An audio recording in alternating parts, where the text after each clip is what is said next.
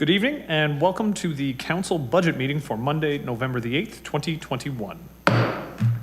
Call the meeting to order, and I would ask that you rise for the playing of our national anthem.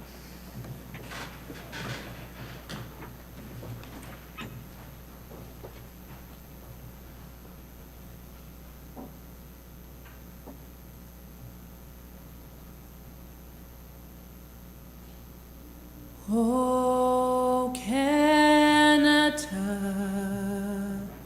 our home and native land, true patriot love in all of us command. Carlton, Cres et porter le pays. Il sait porter la croix. Ton histoire est une épopée des plus brillants exploits. God keep our land glorious and free. Oh, Canada, we stand on guard for thee. Oh, Canada, we stand on guard for thee.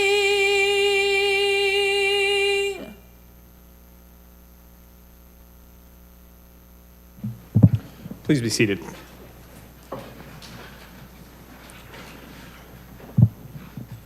We begin our meeting today by taking time to acknowledge that the land on which we live and gather is the traditional territory of the Haudenosaunee and the Anishinaabeg peoples, many of whom continue to live and work here today. Over the last several months, we as a community have tried to come to grips with the genocide that was perpetrated on the peoples that are indigenous to Canada by our federal government. While these lands are covered by multiple treaties between the Crown and those nations, those treaties have long been violated, if not completely ignored. These territories where we live and work are covered by the Dish with One Spoon Wampum Agreement. This was a treaty originally agreed to by the Haudenosaunee, Anishinaabeg, and Mississauga peoples, and European settlers brought into the agreement through the Treaty of Niagara. The purpose of the Dish with One Spoon Wampum Agreement is to ensure that we all recognize the fact that we all have a responsibility to ensure the Dish, the territories on which we live and work, is never emptied, and that we take care of the land and its inhabitants in a way that ensures its future sustainability. With respect to the chair's report this evening, I don't have a lot. I'm trying to keep things brief as we do have a very full agenda. This evening we will be dealing with amendments to the capital budget. As a reminder to my colleagues on council, if you have any amendments for the operating budget, we will be dealing with those at upcoming meetings. There is a spot on the agenda to be able to add amendments tonight if you would like. If not, however, you can always send those amendments through to Ms. Douglas, the treasurer, so that staff are able to cost out all of the amendments before we deal with them. We will move on to item number 2, the adoption of the agenda, and I will look to the deputy clerk for amendments to the agenda. Deputy clerk. There's 2 amendments for this evening. Both are delegates who registered to speak to agenda item 8.4, the replacement of the Maysfield stairs, and the delegates are Rand Meshke and Patrick McCurry. All right, are there any other amendments to the agenda this evening? Seeing none, moving the motion to adopt the agenda, I need a councillor to move. Councillor Littleton, Councillor Harris is the seconder. All those in favor? Any opposed? Seeing none, that is carried. There are no minutes to adopt. Declarations of interest. Are there any declarations of pecuniary interest this evening? All right, seeing none, just a reminder for councillors, if they do decide they have a declaration or a conflict, they're required to submit written statements of declarations to the deputy clerk and the council coordinator via email. Mr. Chair, I did have... Oh, apologies, Councillor Kushner. The CAO was trying to get my attention and I was ignoring him. So yes, Councillor Kushner. Thank you. If there are any issues involved with Brock University that are financial, I have a conflict of interest. Thank you. Understood. Thank you very much, Councillor Kushner. All right, seeing no others, we'll move on to item number 5, the motion to move the consent reports. The following reports have been requested to be moved from consent to discussion. Item 6.1, Office of the CAO 2022 Budget Telephone Town Hall Public Engagement Results, and that's being asked by Councillor Littleton. We have a motion that council approve the consent agenda, save and accept that one item that's being brought forward for discussion. And who'd like to move the consent agenda? Councillor Garcia? Or Councillor Garcia, do you have something you wanted to add? Yes, I do have a question, Mr. Chair. In the consent is that memorandum from staff regarding the replacement of Maysville stairs showing the costs and so on. Does that need to be pulled so that we have it or it's available when we discuss my motion on the Maysville stairs later? No, you can. We can pass it through the consent agenda now, and it's available for you to be able to speak to it when we get to that item of the agenda. Okay, thank you. All right. So moving the agenda, if I can have a councillor to move the agenda, Councillor Miller, and seconded by Councillor Dodge. So I'll look to the deputy clerk to call the roll. Councillor Miller? Yes. Councillor Littleton? Yes. Councillor Kushner? Yes. Councillor Harris? Yes. Councillor Garcia? Yes? Councillor Dodge? Yes. Councillor Porter? Yes. Councillor Cisco? Yes. Councillor Williamson? Yes. And Mayor Sensik. Yes. That's carried. I arrived late, Kristen, sorry. Councillor Phillips is here. Hi, Councillor Phillips, thank you. Yes. All right. So did I, yes. Councillor Sorrento is a yes as well. Excellent. Item number 7, we're moving on to presentations. First, a declaration to all presenters. Council chambers in all municipalities in our country represent the seed of local democracy. The many acts that govern us understand the necessity of the collective voice when decisions are being made to grow our spaces, pass our bylaws, and to seek opinions into very complex issues. We recognize the right of the majority to decide, the minority to be heard, the public to have an opportunity to participate, and all participants to be treated with courtesy and respect. It is imperative that elected officials, citizens, and staff have input, and it is paramount that we listen to one another and question one another, but that we understand we do this in a way that never undermines any person's ability or their dignity in our chambers. So, presentation tonight, we have item 7.1, Niagara Region's 1 to 5 year transportation capital budget outlook. And I will now call on Carolyn Ryal, Director, and Frank Tassoni, Associate Director of Niagara Region Transportation Services, who will be giving a presentation about the region's 1 to 5 year transportation capital budget outlook. Good evening. Thank you, Chair Cisco and Budget Standing Committee for having the region here this evening. Just wanted to first confirm that you can hear us okay. Yes. We can. Okay, perfect. So we have a number of slides appreciating our time allotment for this evening. We're going to move as quickly as we can through them, and we can address questions at the end if that's okay. Okay, Pam, go to the next slide. They're going to move for us. Can we move to the next slide? So we're here tonight. Once again, thank you for having us to provide the draft 1 to 5 year capital forecast. We're going to end with safety initiatives and regional visionary items, just to keep everybody informed of the partnership and the work going on between the region and city staff. Next slide, please. So first, I just wanted to draw everyone's attention to the capital budget allocation and how the region does the different buckets of work. We've got network expansion. This includes for road reconstruction, widenings of roads. It deals with accommodation of growth, and it's typically been identified in the region's transportation master plan.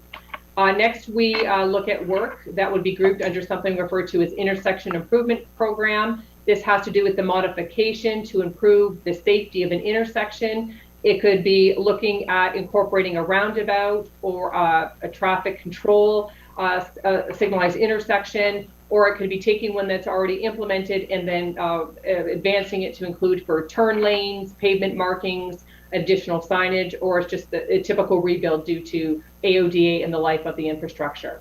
Next, we got road rehabilitation programs. This has to do with our hot mix program. For those who may have heard that word, it's looking to increase the longevity of a road that is deteriorating, and it's often we're trying to catch it within a certain PCI, pavement condition index, with related to how we want to again increase the longevity of the road network. And then lastly, we've got our structural rehabilitation program. This is dealing with our bridges and our culverts. It's either rehabilitation, which is dealing with deficiencies and modifications, once again, to increase the service life, versus a full bridge replacement, which is a longer and more involved process with regard to replacing an entire bridge. Next one, please. I'm now going to pass it over to Frank Chisoni, who oversees the Transportation Engineering Group, who's going to walk us through a number of the programs that we're forecasting. Okay, thank you, Chair and Standing Budget Committee. I have several projects that we're going to discuss tonight, and so I'll go through those one at a time, and at the end of the presentation, we'll be able to answer any questions that we might have related to these projects. So the first project that we're going to start with is Regional Road 42 Ontario Street from the QEW to Linwell Road. So this section of roadway is in our 1 to 3 year forecast to start an environmental assessment that will look at the road lane configuration throughout this stretch of road, which goes across the frontage of the Lynnhaven Long-Term Care Facility, and it will look at any auxiliary lanes and active transportation that we might want to add to this particular road section. Next slide, please. The next project is the West St Catharines grade separation. So this project is entering the EA stage. It's in the 1 to 3 year forecast for EA and design. And it's going to be looking at a grade separation on several roads, both regional and city roads throughout the west end of St. Catharines, to facilitate transportation to the hospital area. Next slide.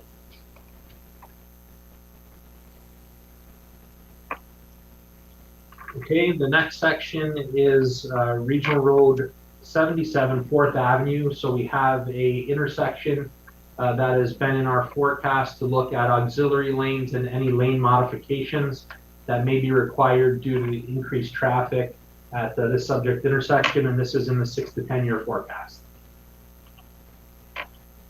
Next slide, please. Regional Road 81, St. Paul West at Vansickle. The region undertook a study a few years back to look at the feasibility of implementing a traffic signal or a roundabout at this intersection. And that study did not indicate that there was good feasibility at that time. However, there still is a desire to improve this intersection. So we are bringing back the project again to conduct another study to see if any of the land uses in the area have changed significantly enough to change our thoughts on the implementation of some type of traffic device at this intersection that will help with some of the deficiencies at the intersection. And that's in our 1 to 3 year forecast. Next slide, please. Regional Road 42, Ontario Street from Lakeshore Road to Linwell Road. So this is in our 1 to 3 year forecast for construction, currently working through the detailed design and utility relocation processes. And this is going to look at a full reconstruction of the road section, including buried infrastructure work that will enhance the stormwater facilities and also the addition of active transportation through that section of roadway. Next slide, please. The next section that we have is Regional Road 42 Ontario Street from Carlton Street to the QEW. So this is the 4-lane section of Ontario Street through the business core, and we'll be undertaking an environmental assessment to look at the lane configuration, the addition of active transportation, and any buried infrastructure work that the city needs. We are working closely currently with the city staff as there are some water main needs in the area. And we've also been working with the city planning department in recognition of the secondary planning that's happening in this immediate area. So that project is in the 1 to 3 year forecast for that EA. Next slide, please. Okay, next section is Regional Road 48, Niagara Street. So we have two projects in this area. One is in the 1 to 3 year forecast, which is currently underway right now. The first section is Carlton to Scott. So we have a detailed design consultant on board looking at the reconstruction of that road section, including urbanization and active transportation and any buried infrastructure needs, both on the region and city's part. And then the second part of that project will be to go from Scott to Linwell, and that is in the 6 to 10 year forecast. And once again, that will look at urbanization, active transportation, and any buried infrastructure needs. Once we get to that section, that is in the 6 to 10 year forecast. Next slide, please. The next project that we have is Burley Hill from Workdale to St. David's. So picking up on the project that was previously completed by the city, which went from Glendale to Workdale. The region is going to be completing an environmental assessment that will look at the cross section, and it will deal with active transportation, it'll deal with drainage and the overall cross section look and feel. And that is in the 1 to 3 year forecast and is currently being terms of reference being drafted to retain the EA design consultant for this project. Next slide, please. Okay, the next road section is Regional Road 72, Louth Street from St. Paul to Cres. The region is retaining a consultant, and this project is going to kick off at the beginning of January of 2022. And that design consultant will be running through a schedule EA and also working on detailed design to implement road improvements to Louth Street in the area of the GO station. And this will tie in nicely with the work that's being done on St. Paul and also the city's project on Ridley Road. Next slide, please. Okay, the next section that we have is Regional Road 81, St. Paul Street West.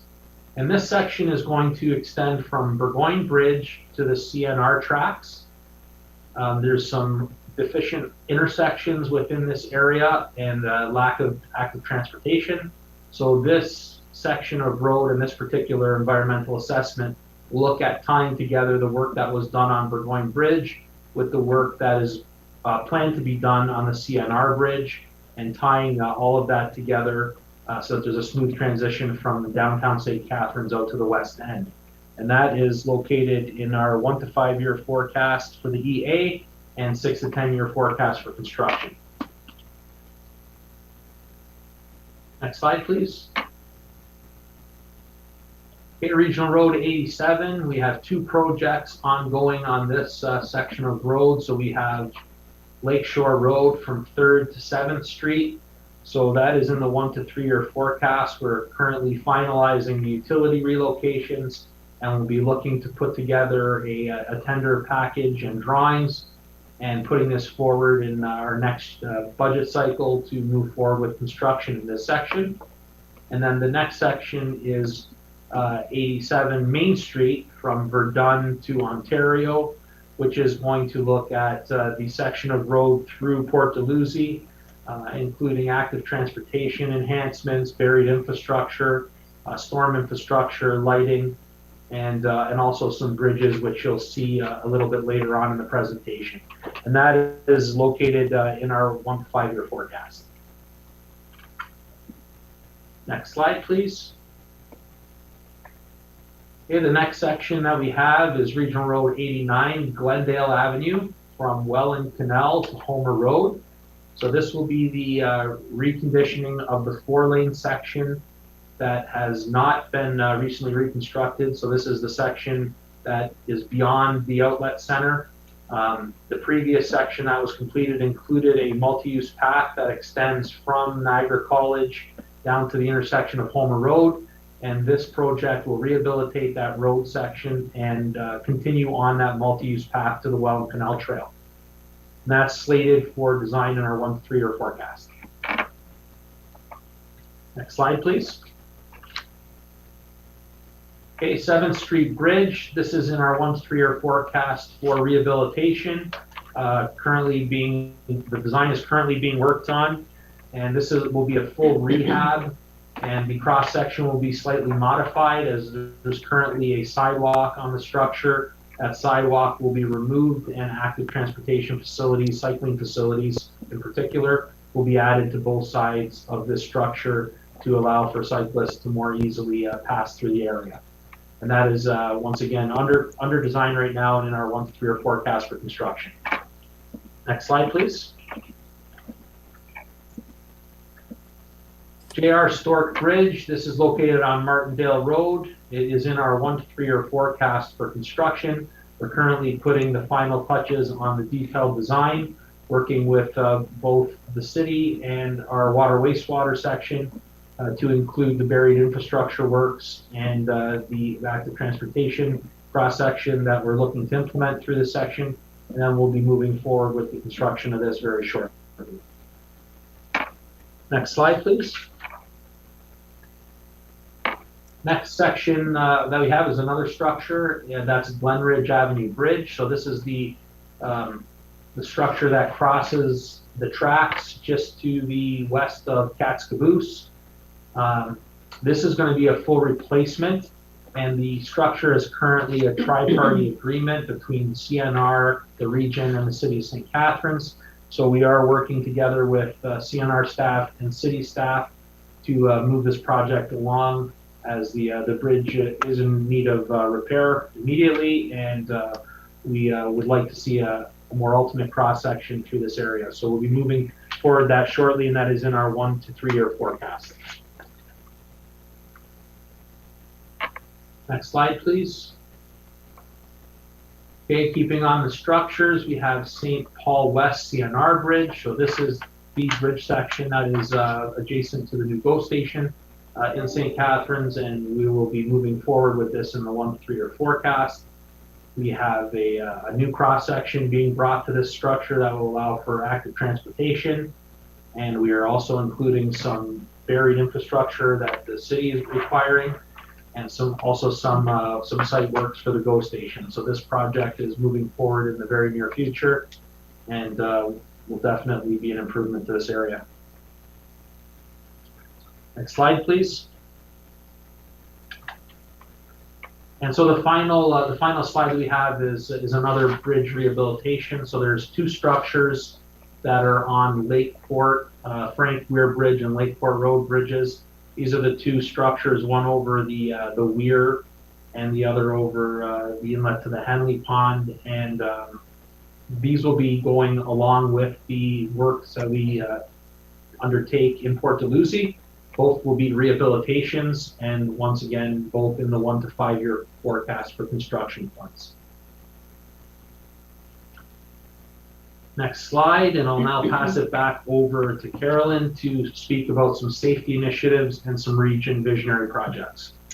Thank you, Frank. As you can see from what Frank has just gone through, there are a number of projects the region is anticipating that we'll be moving forward with as part of our draft outlook as we consult and work with city staff on a number of these strategic programs.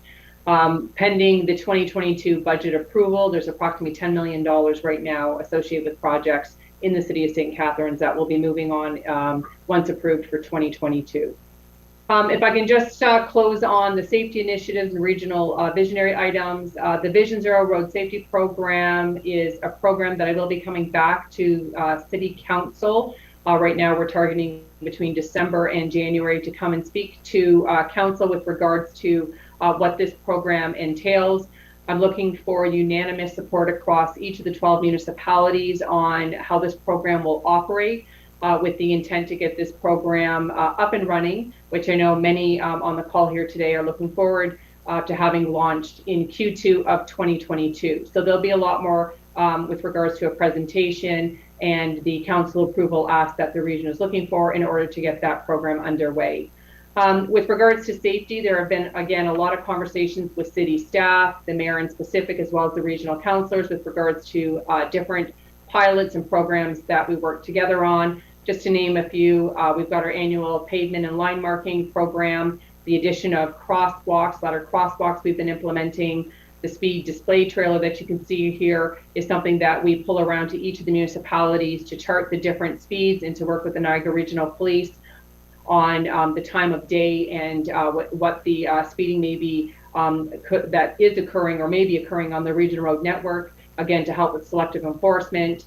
And then again, anything from different sign installations, not so much in the city here, truck bypass studies. So there's been a lot of different safety initiatives that the region has been working in addition to the longer term vision road safety one, where we're looking to bring automated speed enforcement and red light cameras to the area. So there'll be more to come on that program when we come back in December and or January. If you can move to the last slide, please. And just to close, there are a number of larger TMP-driven initiatives underway right now at the region. The main one, just to close on, is the Complete Streets. This is looking at the entire regional road network across all the different 12 municipalities.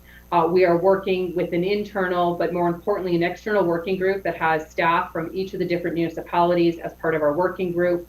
We are right now identifying different cross sections and typologies for each of those regional road networks. And the aim is to come back with a toolkit of specific items that will be consistent across the construction, maintenance, and operation of the regional road network. The region currently is finalizing those different typologies with that toolkit with each of the municipalities currently. And next steps will be to talk about roles and responsibilities as we move forward, and then coming back to council here for an approval on the adoption of the Complete Streets typologies as the region works again forward, moving these forward with each of the municipalities. Regional wayfinding will continue after this initiative. We'll be putting in budgeting dollars to continue from the Complete Streets with the regional wayfinding. Again, how we link the different municipalities and get residents and tourists to key locations and destinations. And then lastly, the Niagara-Hamilton Trade Corridor, again, another TMP initiative. It's a redundant road network that the region has been working very closely with the municipalities, but also with the different levels of government on initiating the first phase of that. And there'll be more to come once that comes online, which we're working, again, with all the stakeholders to advance.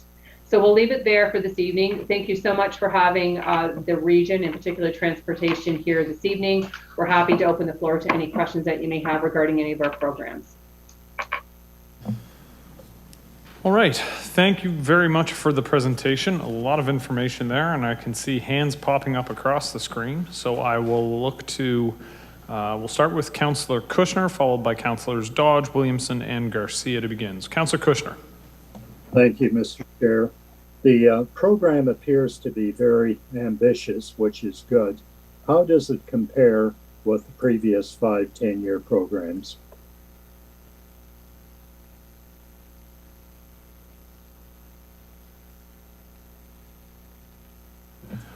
You're actually muted at the region.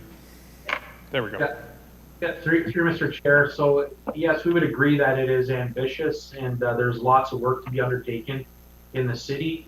There's lots of areas that we're looking to improve the road network, but I wouldn't say that this is any more ambitious than budget cycles we've had in the past. If you know, as the region plans our work, we do have hills and valleys in different municipalities as we move the projects forward. So overall, our budget is not that far out of line with what we've executed on in the past. So we have a high level of confidence that we'll be able to execute on the budget that we have. And the second question is, how do our regional roads in St. Catharines compare with those in other municipalities?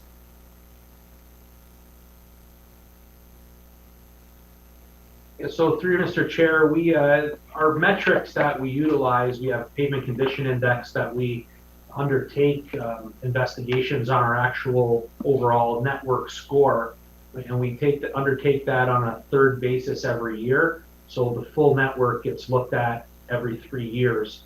And we would say that in the investigations that we've done in our network scores versus others, we're very close to our other partners that are very similar in size to the Niagara region. So we feel we're doing a good job with the dollars that we have to invest in our roadways. We feel that we're very close to the others that are similar size to us. Thank you. And my last question is, you referred to traffic separation on the 4th Avenue. What does that mean? no, pardon me, yeah. When you talk about grade separation, what exactly does that mean? So through Mr. Chair, we're looking at a separation of road over rail. So we're looking at the roads through West St. Catharines that are intersected by the rail spur line, and looking at which of those roads may be best suited for a road over or under rail situation that would provide uninterrupted access to the hospital. Right. Thank you very much. Thank you, Councillor Kushner. If I can actually just interject with a question of my own. You mentioned the pavement condition index. What is the PCI for Niagara, and are you able to give us a number for the St. Catharines roads under the regional jurisdiction? Yeah, so through Mr. Chair, we can follow up with council on that.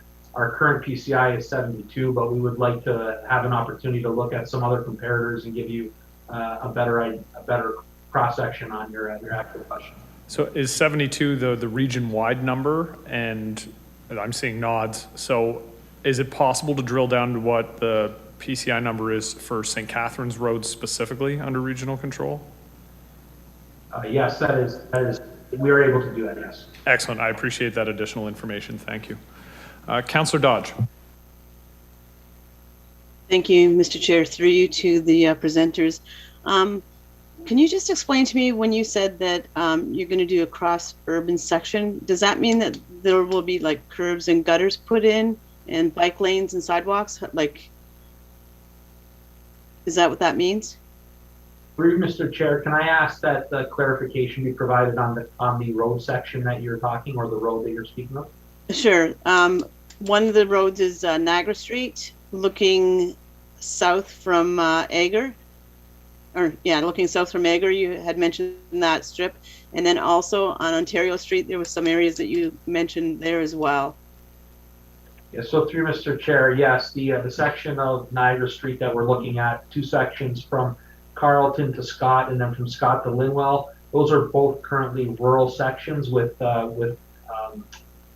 granular shoulders, and our intentions are to urbanize those with full curb and gutter. The same would exist on Ontario Street from Linwell to Lakeport. There's that is a rural section right now with granular shoulders, and that will be urbanized as well. With AT. So if you did like, so save Niagara Street, were you getting rid of the granular shoulders and stuff, as you go down the road, would you be doing the same sort of thing to bring it up to those same standards? You're Mr. Chair, correct. The full section that we reconstruct, we would be putting in curb and gutter, and then you would have a boulevard instead of the granular shoulder.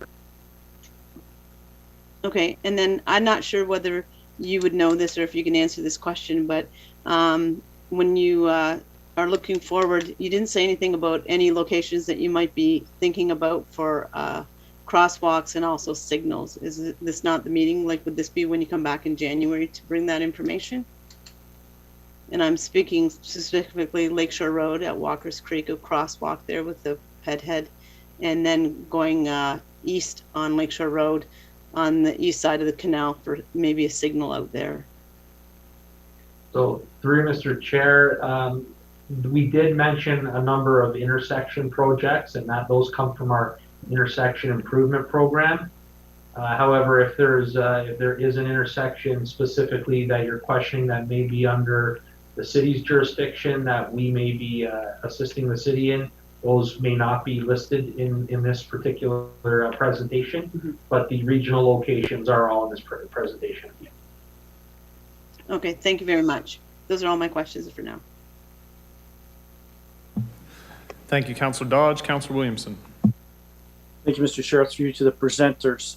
Following up on the question about the pavement condition assessments, is there different standards for roads that don't see the volume of traffic that other roads do? I.e., is there different standards for urban and rural areas? Or does the region have one universal kind of generic, one size fits all standard?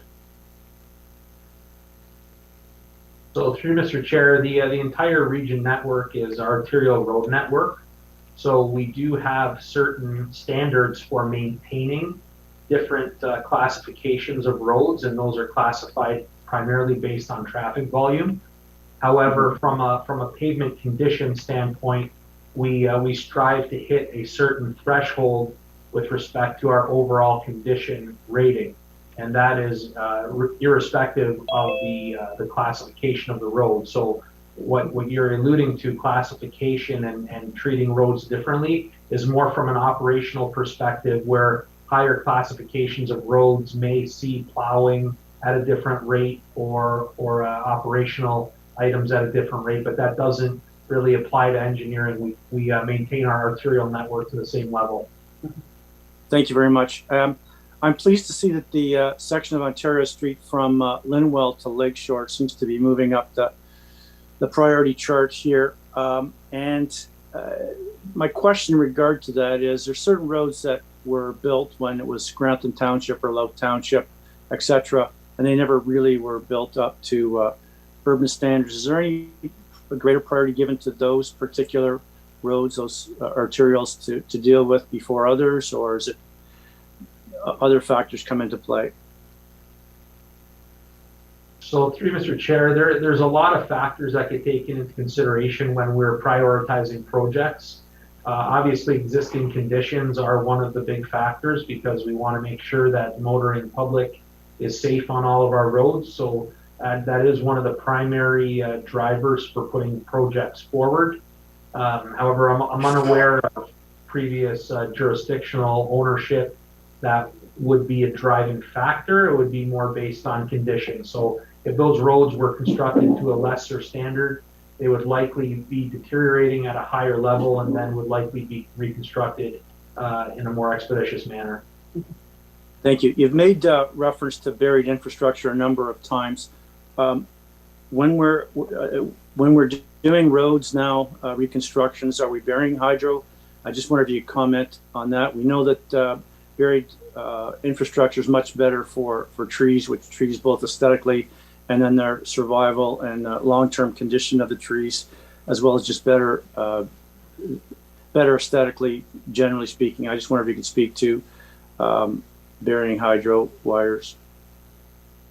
Yeah, so through Mr. Chair, we do look at, in specific areas, at hydro, the location of all utilities, not just hydro.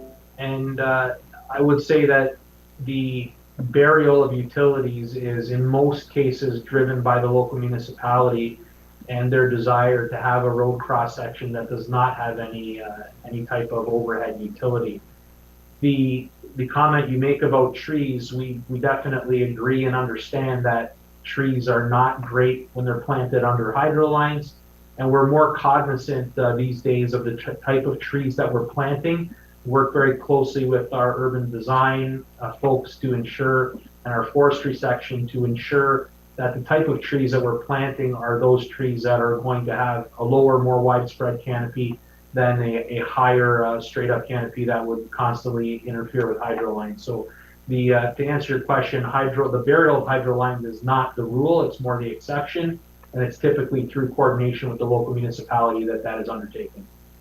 And generally, what is the I wonder if you could give us a ballpark cost on how much it would add to a project. I take it it's a lot less expensive to do it when everything's happening, when you're doing a full reconstruction. Is there generally a rule of thumb in terms of what it adds to the project, percentage-wise, or whatever? Through Mr. Chair, I wouldn't even gamble to put a guess at that, because it does vary so greatly depending on the type of hydro service that you're looking at. I would comment on that by saying that it is significantly more expensive, and it takes significantly longer because the materials are not readily available for burying hydro. Those are specialty ordered items, so they do take longer to get ordered and supplied to the contractor. So without having a specific example, it's hard to put a number to it, but it is significantly more expensive. And when that cost consideration comes into play, do we look at the cost savings in terms of tree maintenance and some other issues down the road, or is that not factored in?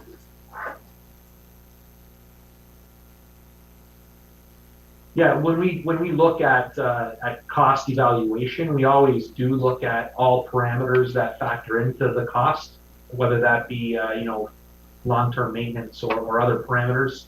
And we also factor in the needs and justification from the actual utility themselves.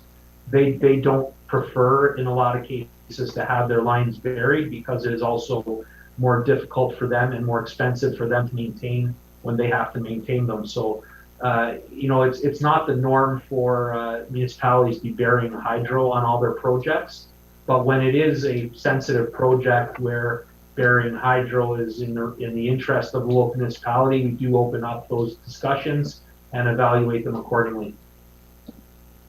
Thank you. And in regard to eliminating the at-grade railway crossings, which I'm happy that you're looking at for a variety of different reasons, is there any potential for cost sharing with CN or GO Metrolinx in terms of them picking up some of those costs? So through Mr. Chair, the study that we're going to undertake is going to look at feasibility at several different crossings. And once the study indicates which crossing would be most likely or most feasible to have that type of feature put in, then we would start looking at cost models and how that would be funded, whether it be provincial, federal, CN, or contributions from the region and the city. We would be looking at that once we determine the location. But there's definitely a desire from our end to look for any type of grant money we can to offset project costs. Is there dialogue with Metrolinx and the rail owners as well when we're looking at these beforehand? There will be through the EA process. The EA process will have to address the rail authorities as any type of either road over rail or rail over road will be crossing their facility. So there'll have to be those discussions that take place with the rail authority. Okay, thank you. And then past terminology was about road diets and safe streets and complete streets. And now we seem to be talking a lot about active transportation. When we talk about active transportation, that doesn't necessarily translate into wider roads, wider asphalt surfaces. I take it we're still looking to try and stay within existing boundaries of roads where possible. Through the chair, so through the complete streets design assignment right now, we are looking at the current road platform widths, and we are assessing on whether we're going to be tightening those up.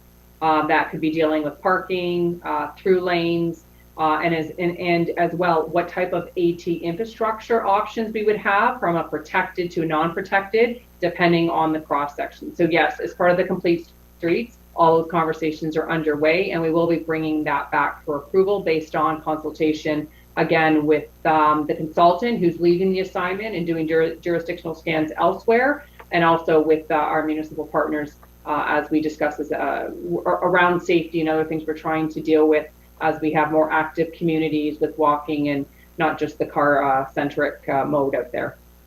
Thank you very much. Thank you, Mr. Chair. Thank you, Councillor Williamson. I have Councillor Garcia, followed by Councillor Littleton, Councillor Porter, and then Councillor Sorrento. Councillor Garcia. Thank you, Mr. Chair. Through you to the presenters, I agree with Councillor Cushing. That's quite an ambitious program. I have questions on three specific projects. I found it difficult to keep track of the timing in terms of when something is happening, but one of them was regarding Lakeshore Road West I think it was from 3rd to 7th.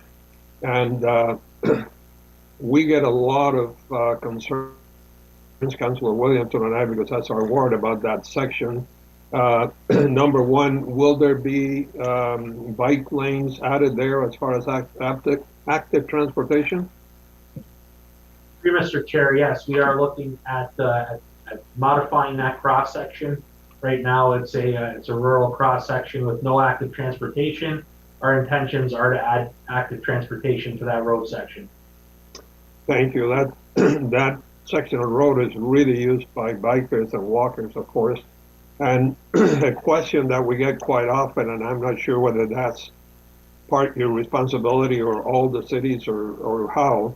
But the other question is, when you are doing all the work in there, will water lines be put in? Because all of that section is mostly on wells and not on city water.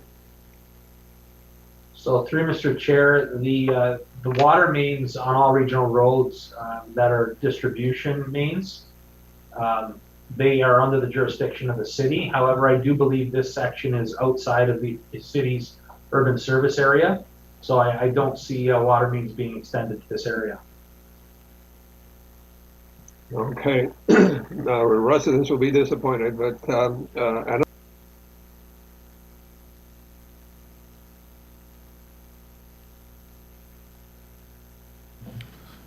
Councillor Garcia, you muted yourself. I'm not quite sure how. right. The last thing we heard was that residents would be disappointed. I just realized I did it myself. Thank you, Mr. Chair, for pointing it out. Yes, the residents will be disappointed on Lakeshore West about the water.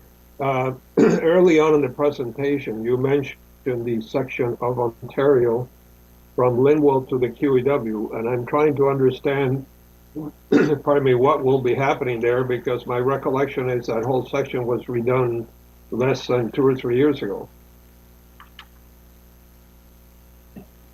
So through Mr. Chair, that section was resurfaced under our hot mix program a couple of years ago. That's correct.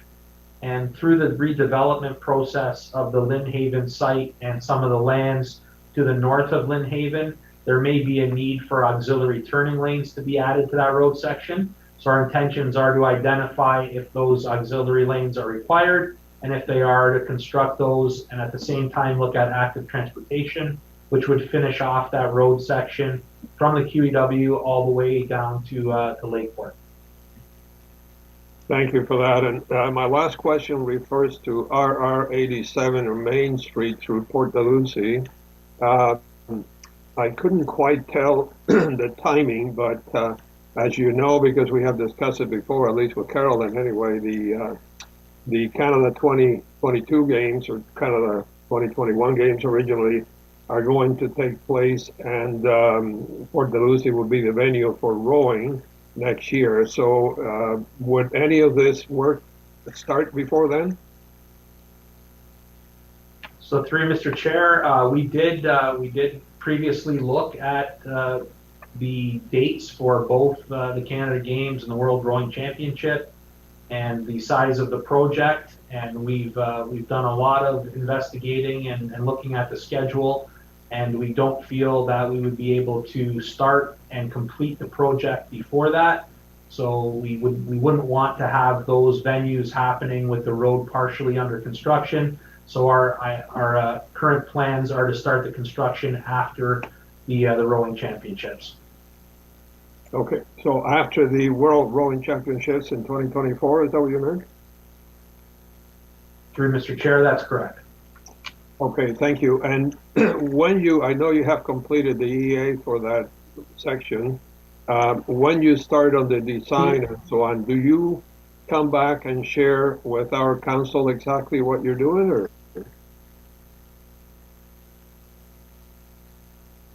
So through Mr. Chair, it is not current practice for us to bring environmental assessments before council.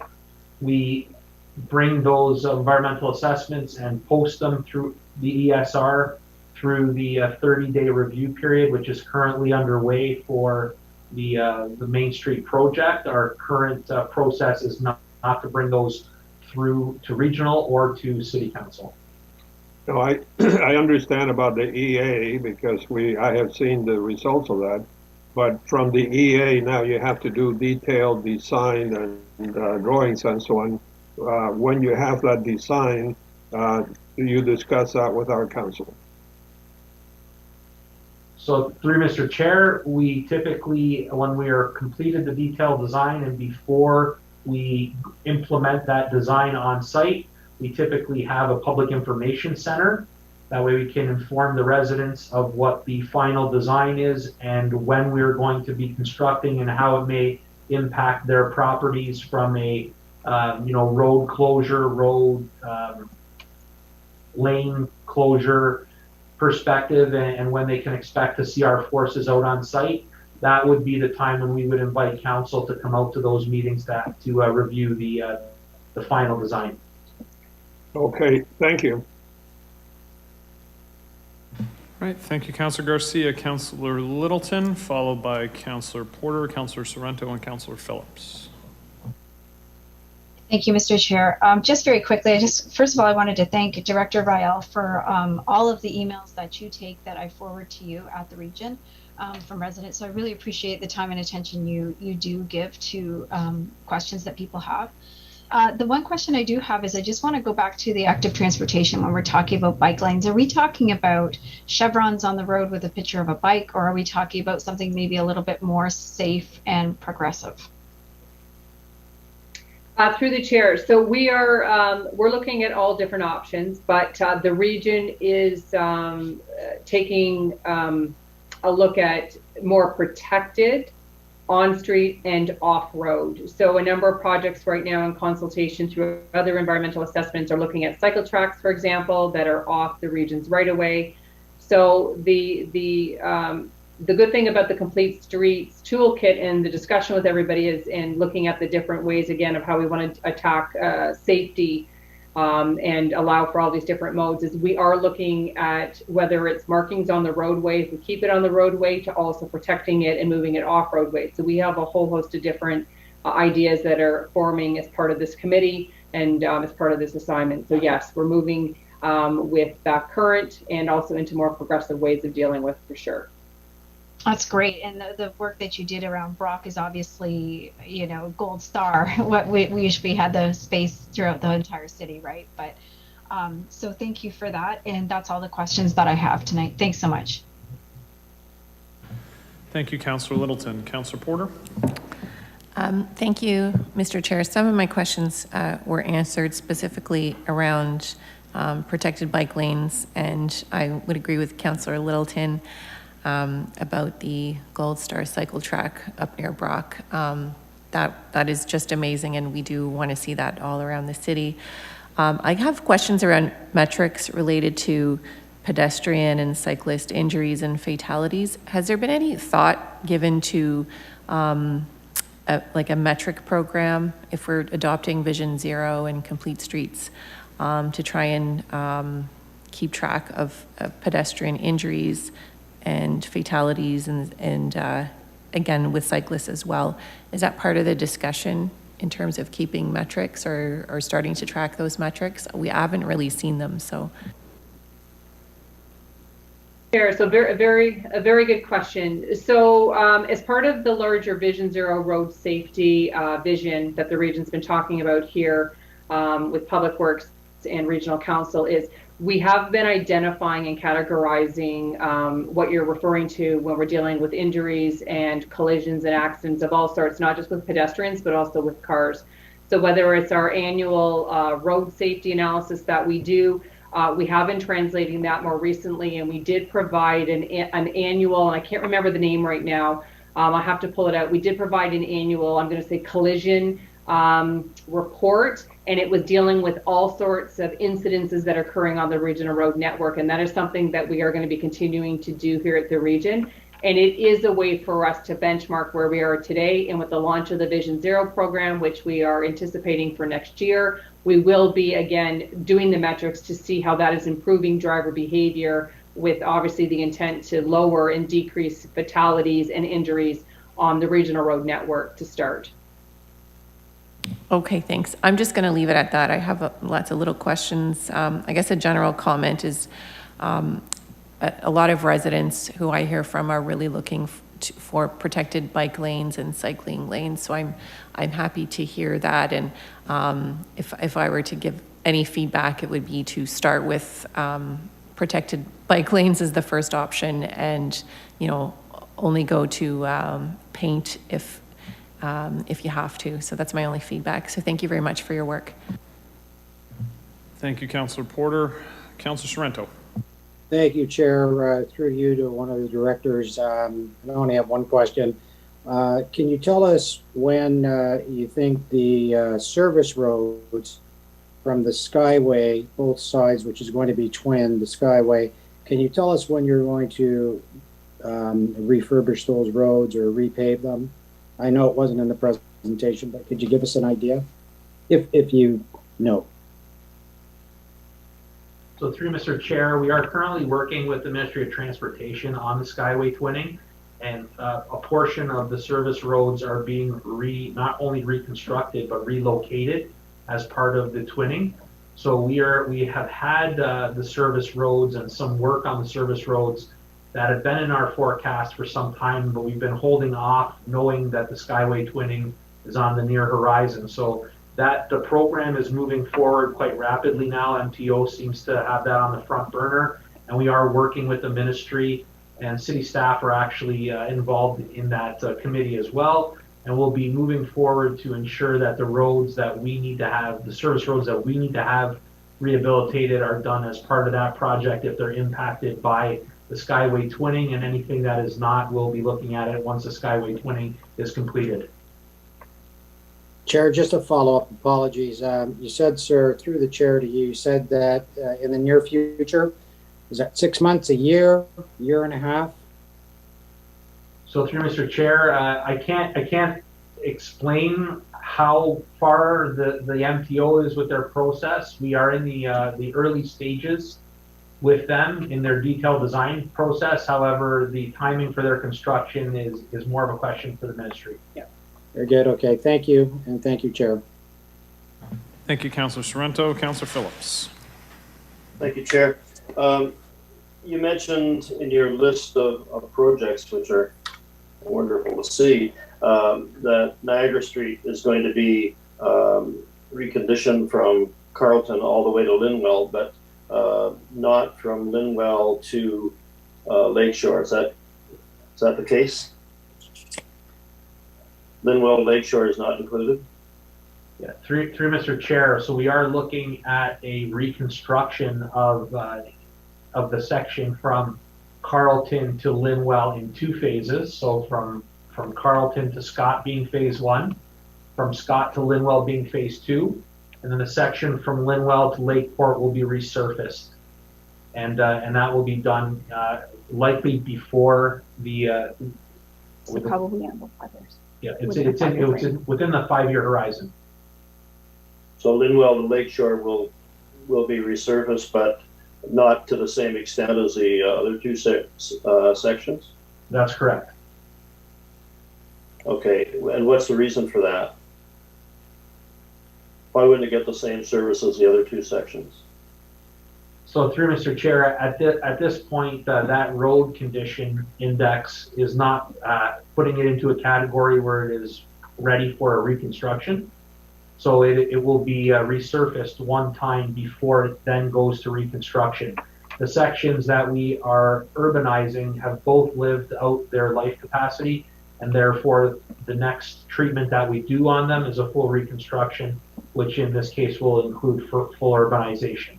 So the section from Linwell to Lakeport will be resurfaced, and then the next time that it comes up for work to be done on it, then it will be a full reconstruction at that point.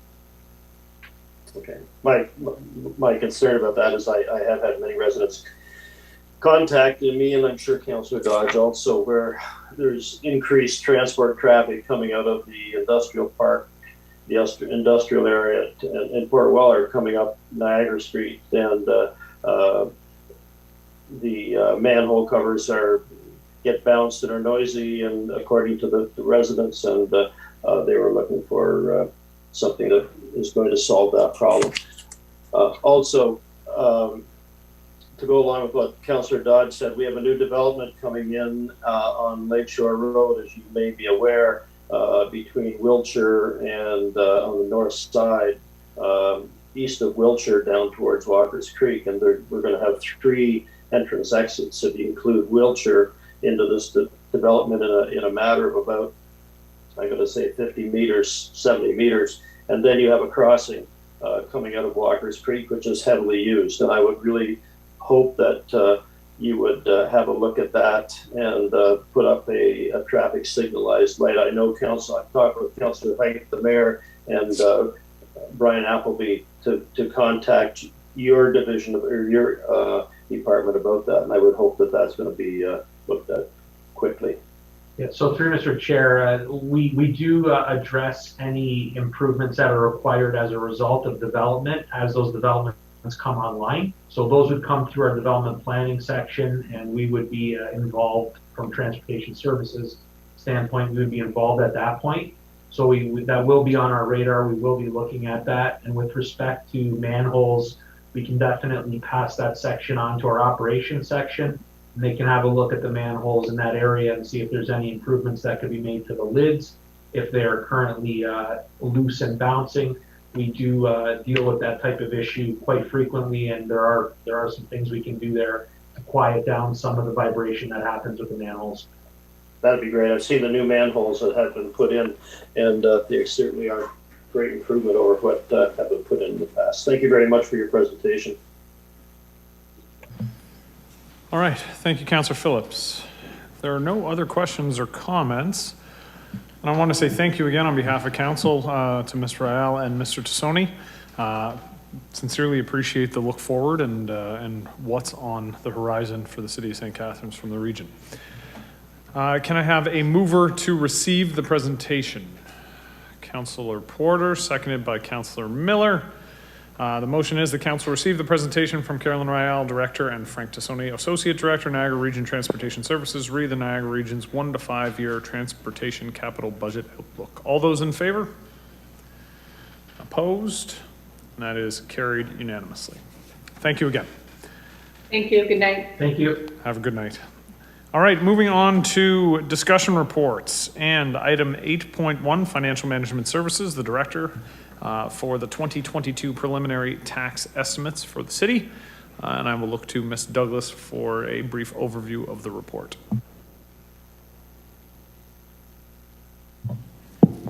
Thank you, through you, Mr. Chair.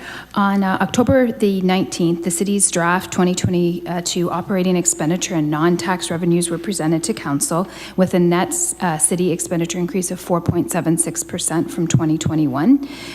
Then last week on November 3rd, council received presentations from the city's agency boards and commissions. When we incorporate those results into the 2022 draft operating budget, there's a net tax levy increase forecasted of 4.45%. When we look at the median residential house home assessed at $254,000 for 2022, the increase in the city's portion of the 2022 tax bill is estimated to be $66.40 or 4.05 based on the preliminary assessment totals from MPAC for 2022. From the presentation on October the 19th, the city's operations continue to be impacted by COVID-19's global pandemic and other non-discretionary impacts, which include debt repayments, insurance premium general liability increases, as well as revenue reductions, increase in service contracts, utilities, and legislative requirements. And at this time, the region and education portions of the tax levy are not known, as the region is continuing its deliberations with regards to its 2022 operating budgets, as well as setting their tax policy, and the province has not yet released the 2022 education rate. So therefore, the full impact on the ratepayer is not known, but the current forecasted city portion, as I had indicated, is proposed to be an increase of 4.05 or $66.40 from 2021 to 2022. So that concludes my introductory comments, Mr. Chair.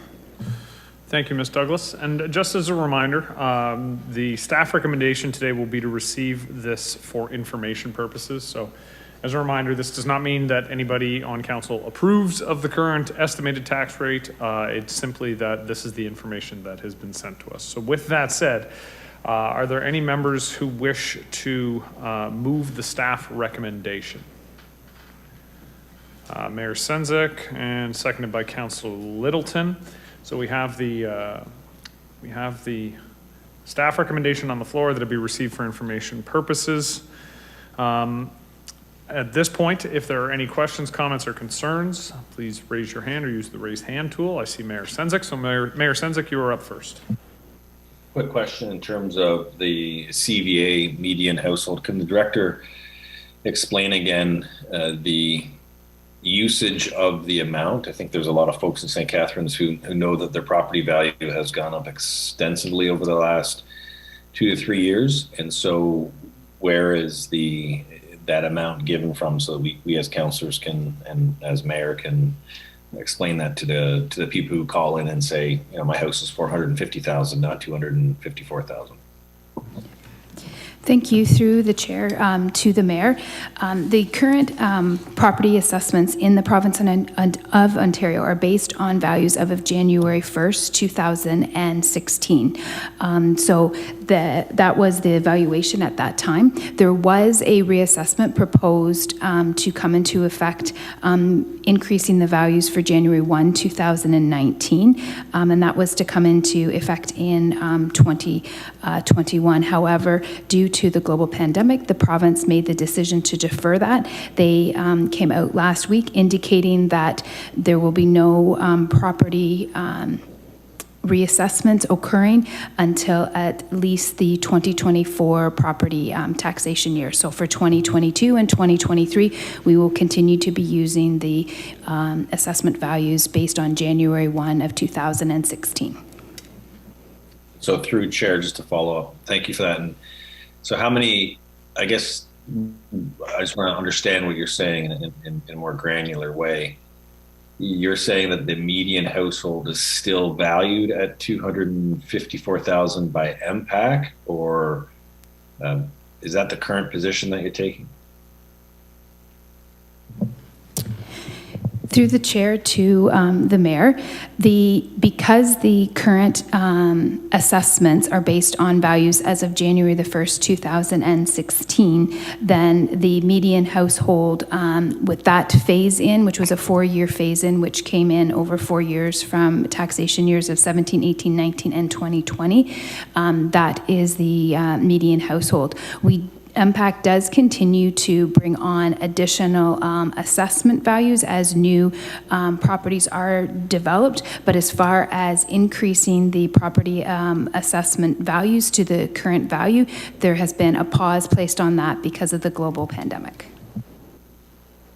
Okay, so final question, Chair, and as a former board member of MPAC, I understand all of the equations. Just wondering, if in 2023-24, if the government finally decides to update its MPAC, the assessment role, we could be looking at in the city of St. Catharines a CVA of probably 425 to 450 as the median.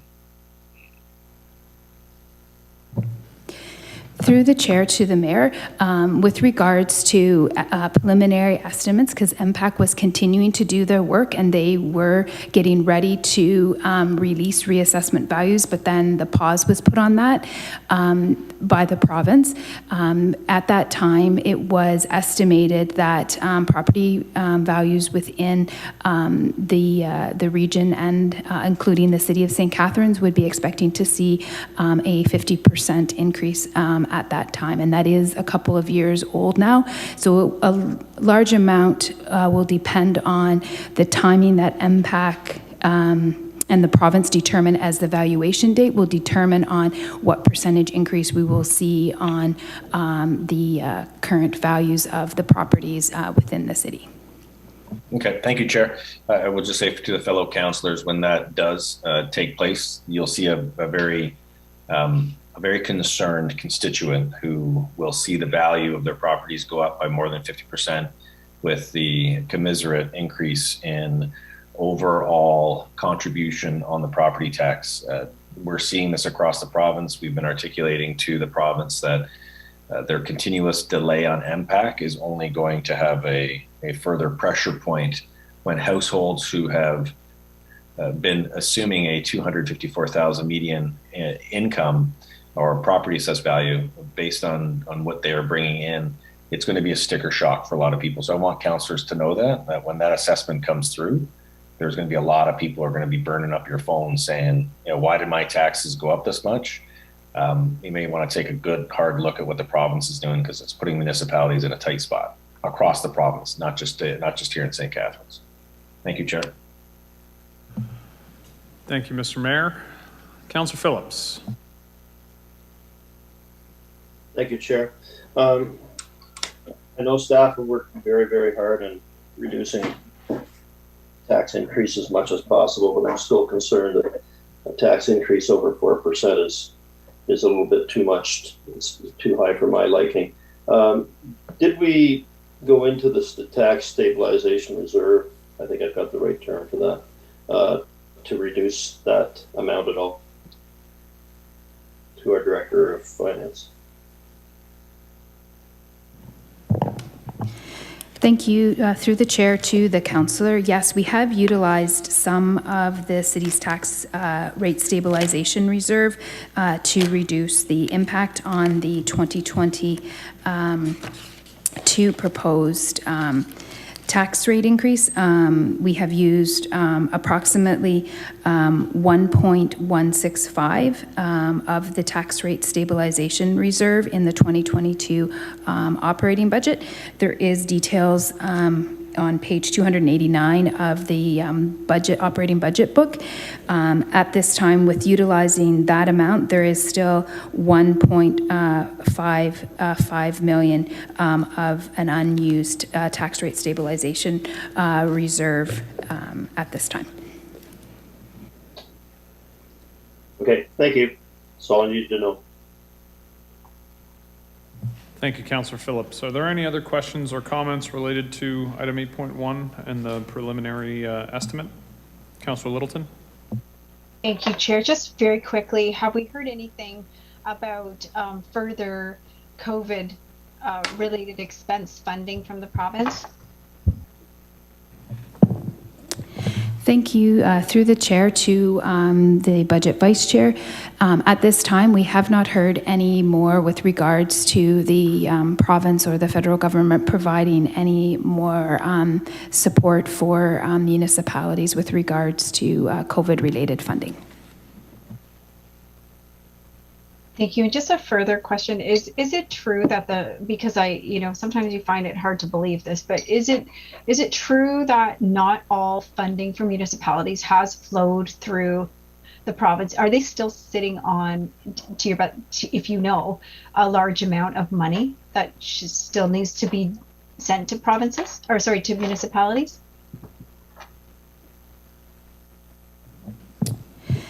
Through the chair to the councillor, with regards to the monies that have been announced and funding to the municipalities, the amount, the second installment for 2022 is expected to flow to the municipalities later this month. With regards to other allocations that the province may have received and is not yet allocated, I am not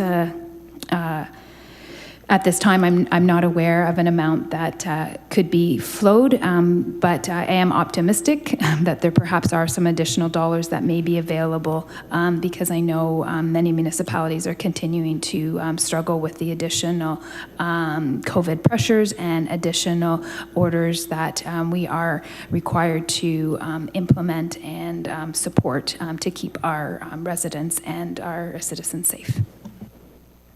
Thank you so much. I mean, I know I say it every single time I have the opportunity, but I really think the province needs to step up here in particular and start ensuring that municipalities aren't failing and cutting back services, because obviously we have to get through this COVID. And I do hope that more money will flow and we can reduce taxes further. Thank you. Thank you, Councillor Littleton. Councillor Williamson. Thank you, Mr. Chair. Through you to the director. Has there been thought to, because I think we are probably, the mayor mentioned the phone lines burning up, and when people see this number, there may be some concerns raised. Is there any way we could look at the possibility of some suggestions as what we could, the lowest priority items we could reduce to bring these the percentage increase down? Has that been considered? Through the chair to the councillor, with regards to the property assessment values, I believe that is what your question relates to. So with regards to property assessment values, MPAC is a very good partner with the municipalities in the reassessment years. They do come out to the municipalities. They do make presentations to council. They put very good information packets together for the citizens to explain what is happening with regards to property assessments. And it is a mathematical calculation. Property assessment values are one amount in determining the tax rate increase, but the other amount is also, the operating budget amount. So if we see, the assessment value increase, the tax, rate, it would potentially decline. It all is dependent also on the city's operating budget. So I think it's really a combined situation when it comes to managing the messaging with regards to the property tax values. And I feel strongly that, MPAC has been a good partner and a good support in the past with regards to ensuring we provide the information to the residents and, what they can do when it comes to, a request for reconsideration if they feel that their property is assessed too high or incorrectly.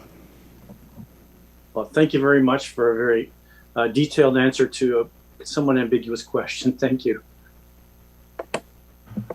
Thank you, Councillor Williamson. Are there any other questions or comments with respect to the preliminary estimate? All right, seeing none, then I will look to the clerk to call the roll on the staff recommendation. Mayor Sensick? Yes. Councillor Littleton? Yes. Councillor Dodge? Yes. Councillor Garcia? Yes. Councillor Kushner? Yes. Councillor Miller? Yes. Councillor Phillips? Yes. Councillor Sorrento? Yes. Councillor Williamson? Yes. And Chair Sisko. Yes. That's carried. All right, moving on to item 8.2, Community Recreation and Culture Services, Programs and Cultural Services, correspondence from Rodman Art Institute of Niagara. There is a report, but before we discuss that, Council will receive a delegation from Jean Bridge, Chair, and Nora Kolb, Vice Chair of the Rodman Art Institute of Niagara Board. And I will now call on Ms. Bridge and Ms. Kolb to present. Thank you. Can you hear me? We can, yes. Okay, terrific. Good evening. I'm Nora Kalb. I'm Vice Chair of the Rodman Art Institute of Niagara. Thank you for considering our request. Our Chair, Jean Bridge, and I would like to highlight a few things from our business plan and staff report in a brief presentation.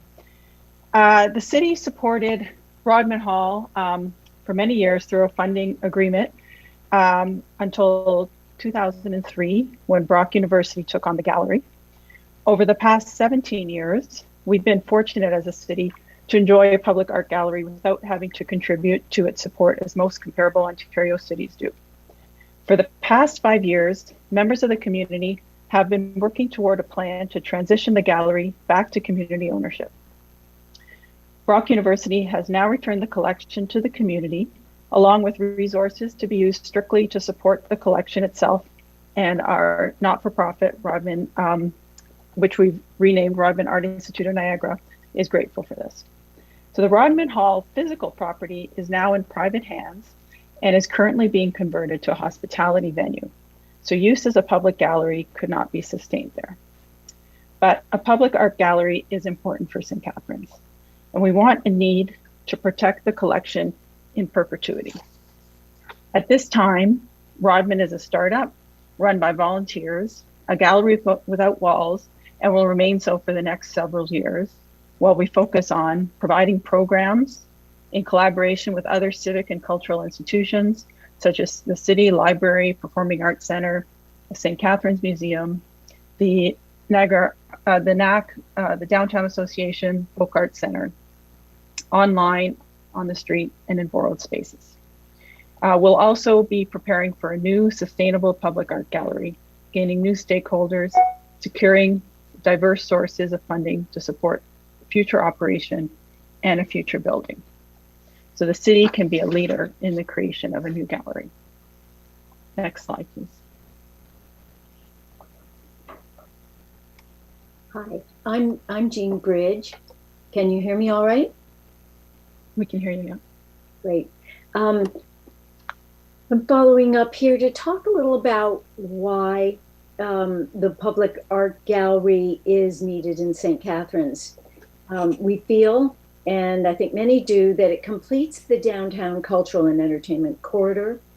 And a new gallery can be seen, or shouldn't be seen in isolation. It's part of an ecosystem that includes culture, entertainment, tourism, and business. The venues of the Performing Arts Center and the Meridian Center are all in place. The public art gallery is the missing piece of this puzzle. Every comparable city in Ontario does support a similar size, supports a public art gallery. And we feel that an art gallery is a destination, and it's different from some of the other destinations that it's not entirely, but primarily used in the daytime. It's a civic amenity that's accessible to a broad and diverse set of communities. That's constantly refreshing. That's constantly refreshing place for respite and contemplation, and for stimulating new ideas. And it provides kids, youth, adults, and seniors with services and programs that aren't necessarily covered right now by the city. A new art gallery can respond to changing times and new opportunities and needs. I think what we're saying here is we have an opportunity to reinvent what an art gallery can be, and it can take new innovative forms, be more participatory, and more deeply engaging, and that's what we hope to be able to do here. Next slide. So early stage investment is really critical here.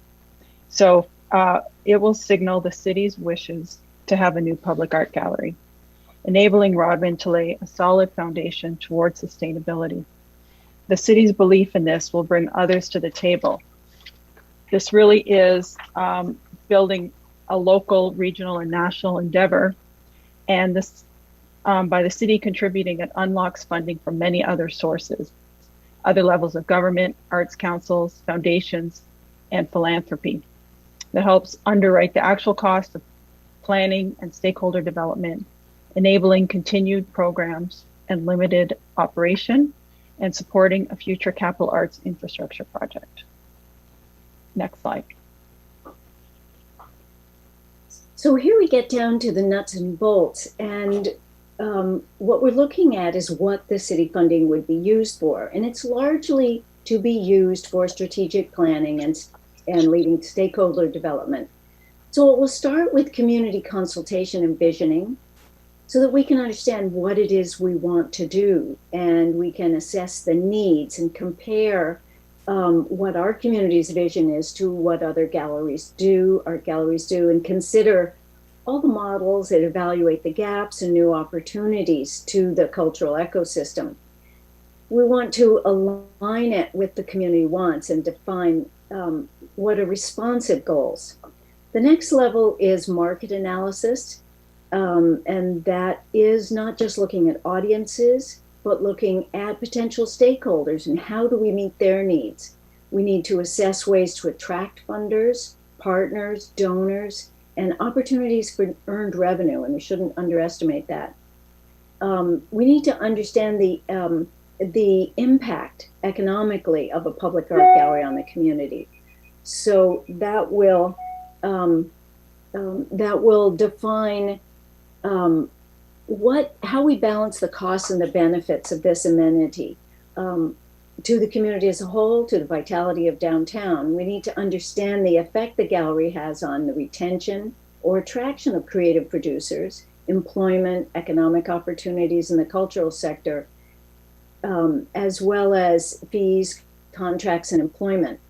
Finally, the site selection, because we're treading a line here between operation and a future capital project. Eventually, we will select a site and we'll undertake a capital project planning process, which will include a feasibility study. And that will be everything we do here, but especially that will be a collaboration with the city and potential economic partners. So we'll evaluate and identify sites and adjacencies, develop synergistic partners, and that will lead to funding that will accomplish the purpose-built gallery. That's funding that will be from the city, region, provincial, and federal governments. So maybe we'll leave it there as, as a means to highlight what we want you to take away from our presentation and from all the volumes of materials we've sent. So perhaps we could just open this to questions. All right. Thank you, Ms. Bridge and Ms. Cobb, for the presentation. Do any members of council have questions of the presenters? I see Councillor Kushner's hand is up. So Councillor Kushner. Yeah, thank you, Mr. Chair. The question I have, I was under the impression that the new owner was receptive to having the art gallery at Rodman Hall. Am I correct? Yes, you are correct. They've been very receptive, and we've worked through many models and possibilities, but they're primarily an economic, they're in business. And so they presented us with a rent that we could pay, a range of rent. And we found without any operating budget and any capacity to operate, rental was going to be a problem for us, paying market rent. Furthermore, the owners want to, and they wanted to combine their hospitality business with our art gallery. And, to put it frankly, they were looking for the art gallery to really decorate the wedding venue. And that's inconsistent with the core mission of an art gallery. It's inconsistent with the protection of the collection. One of our concerns was how we would protect the collection with renovation and construction underway, and with streams of people coming in past the vaults through the loading dock, and the plans to use the space next to the vaults for a kitchen and food prep area. So the owners couldn't guarantee us, unless we wanted to rent the entire building, any spaces that could be used exclusively for us. They felt that for themselves to operate a hospitality venue, they would need all the spaces that we would like to use as a gallery. So the main gallery and the Hansen galleries, those have already, certainly the Hansen galleries, the front galleries have already been renovated for their use. So we went back and forth, considering every possibility. And we felt that primarily because we don't have any operating budget, we could not rent the facility from them. Okay, but you've indicated that they would charge rent, but if we put up a new facility, we would be effectively paying rent, or we would be paying on the capital cost. So what is the difference between us having a new building and us using the iconic Rodman Hall as we've done in the past? I was a director at one time, and we were a very viable arts gallery. And we did have venues there. We had wine events, which were well attended, and they helped finance the Rodman Hall Arts Gallery. And why could that not be done again? Well, I mean, it's certainly possible to hold events in an art gallery and to raise money through an art gallery. Rodman Hall needs to be brought up to accessibility standards, and so there's capital costs there. But primarily, we don't have an operating budget. So an operating budget typically covers the facility costs, so rental and those kinds of things, as well as programming, staffing. We have no staff. We have no operating budget. So therefore, we have no budget to pay for for any facility. So it's really boils down to that. We have no operating budget. We have no source of revenue or income for operation from any source whatsoever. We will in the future, to clarify, Jean, we will in the future. We know that there will be operating costs in the future, but we don't have it today, and we would have had to start paying rent right away. Okay, you've indicated that you would do a business case for a new facility. What about doing a business case for Rodman Hall?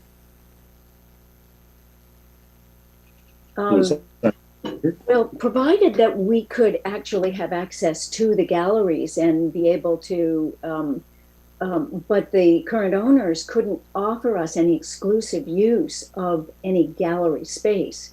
They offered us the opportunity to hang artworks as backdrop for other uses. And that's, you know, in the past, as Rodman Hall functioned as an art gallery and held events and did various things in that site, their primary core mission was the exhibition of art and education and, you know, the typical things that an art gallery does. But here we were being asked to co-locate with a primarily hospitality venue. So it's a very different kind of thing to essentially hang artworks as a backdrop for weddings and other events where they couldn't be protected necessarily, they wouldn't be secure, damage could occur, and furthermore, it's inconsistent with museum standards and practices. The biggest issue is the collection, because the collection can't be well secured with people coming and going through the loading dock. Okay, thank you.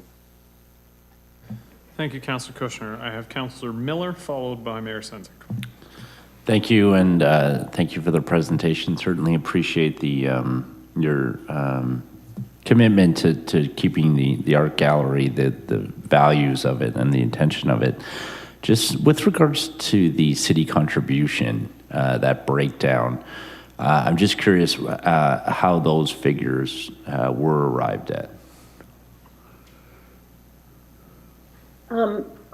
We consulted with a number of, had conversations with a number of cultural consultants, and we did have, we've had conversations with 3 cultural consultants about what kinds of work needs to be done to create a foundation for for the creation of a gallery.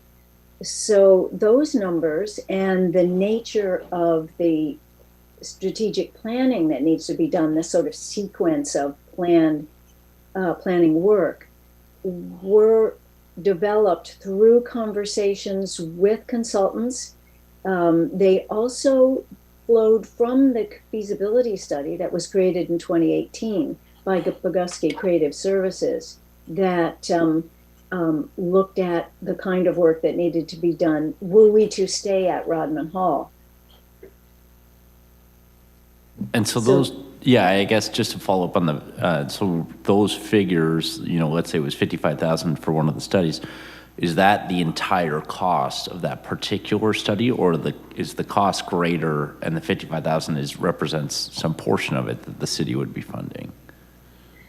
Yes, the cost is greater than that. You can see in the chart that is in the business plan and that we send as a supplement, and we just had up on the screen, that the actual cost of those, I'm just gonna, yes, so that the community consultations, the visioning process, we estimated at approximately $50,000, and the stakeholder development and diversification of funding, which is largely, you know, consultations, consultants' work, as well as the work of volunteers and the work of paid staff. Right now, we have no paid staff. Everything that's being done, well, I shouldn't say we have no paid staff. We have occasional contracts with workers who've been working on the collection.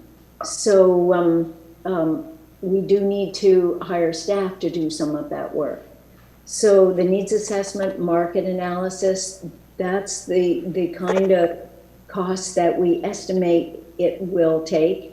And so we're looking to the city to fund a portion of this. And I think that slide gives a pretty good idea of what that is. And those are based on our conversations with consultants and with professionals in the field. So we've consulted with the Hamilton Art Gallery, Kitchener-Waterloo, Grimsby, Niagara Falls Public Art Gallery, and Riverbrink. So we've really tried to get a good broad picture of what it's going to take to be able to set us on a path where we can reasonably put in place all the pieces we need to support and sustain a gallery. Okay, thank you for that. My next question, I suppose, is hypothetically, or if we do approve contributing the $300,000 or whatever it is to this, what do you see the city's involvement being, if any, I guess, beyond financial contributions? Do you see being involved in these studies or collaborating at any portion of this sort of 3-year plan? Well, we certainly do, and we've already worked quite closely with the new Cultural Services Supervisor, Nora Risby, and we intend to do so in the future. So everything we do, we would look to have city engagement and collaboration on, especially in this strategic planning portion. I think you asked, as we go forward, once we establish an art gallery, we would look for a funding agreement, either a fee for service or some model that would enable the city to essentially purchase the services of a public art gallery. That's what happens in many other cities. Now, there are a variety of models that can be used, but that's a little further down the line, and that's the kind of thing we would collaborate with the city on, is looking at how we structure the relationship to the city during this 3-year startup period while we're building a foundation, and then in the future as we become established. Now, is there a thought? I know you mentioned hiring staff, and there's a mention of consultants' sort of reports. Would one staff member, be capable of completing this work, or does it have to be sort of a mix of some things will require consultants' reports? I'm always curious if we could hire a single person, even at the city, and second them to this project rather than simply contributing $300,000, which would go to consultants, which is fine, but might not necessarily, let's say, stay in Niagara or provide sustainable employment for someone for 3 years. Well, the way we saw it is the cultural consulting. The consultant brings a breadth of experience from all manner of sources, but as from the profession and the involved in public art galleries. So somebody like Lord's Consulting, which is the principal for Lord's Consulting, lives in Niagara-on-the-Lake. They do reports like this all over the world. And there are many other groups that we could hire. We already have an ongoing relationship with a consultant who is helping to advise on stakeholder development. In terms of staff, right now I am the staff, more or less, and I work full-time. And volunteer, though. I'm embarrassed to say, and it's hard to keep up with it. So we are operating some very limited programs. You'll be interested to see on our website, we have a list of all the works in the collection. And we also have launched a 3D virtual exhibition that's accessible through our website. So you can see that.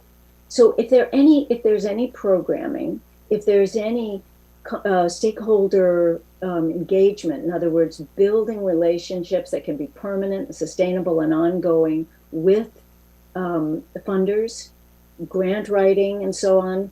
That's the kind of work that staff will do, while some of the analysis, most of the analysis around what the vision should be, what the market is, what the economic impacts are, those are, I think, beyond the scope of staff.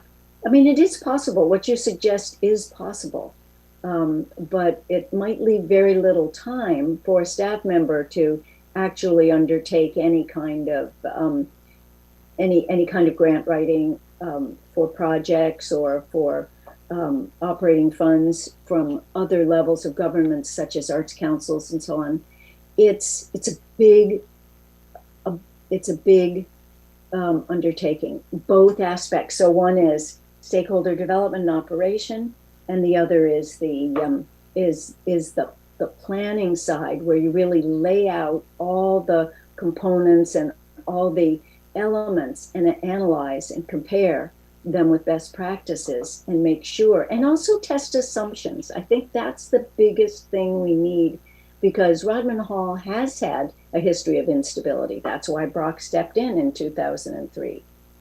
So we don't want to rest on the same assumptions. We want to make the best possible decisions that don't get us into hot water again. I appreciate that, and I think I take your point with regards to the scope of the work. And I don't want to, get too far ahead and into the nitty gritty, but has there been consideration to existing either institutions or organizations to be involved? I mean, I know there's already Niagara Artist Center has a location downtown. I realize Brock is a bit of a dirty word right now, but they have their performing arts center downtown as well. Or even getting someone like the region involved, which also doesn't fund a public art gallery. Have those discussions, interactions occurred yet, or is that sort of thought to be a little bit in the future? Well, Nora may want to step in and add some things, but we have pursued all those things. I've been involved with conversations with all the art galleries in the region, looking at possibilities for how we might collaborate, even form consortial relationships where we could share services, share programming, distribute programming throughout the region.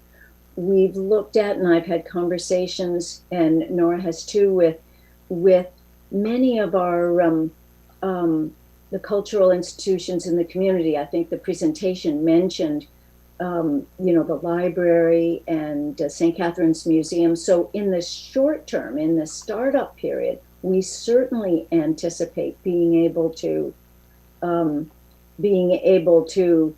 work with them and carry out some of our ambitions, modest as they may be in this early stage, with them and through them.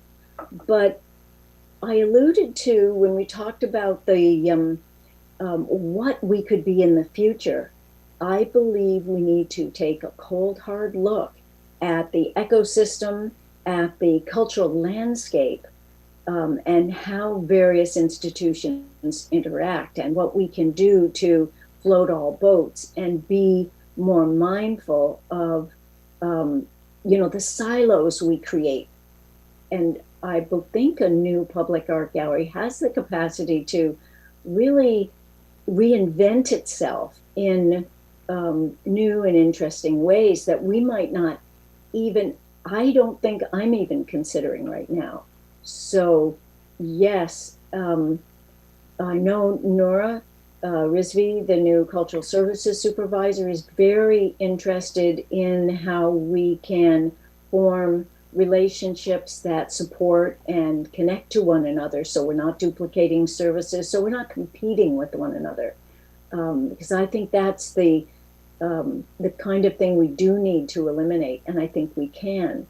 But as I mentioned before, I think the planning and the analysis and the visioning have to be put in place and really well established, so we know where we're going.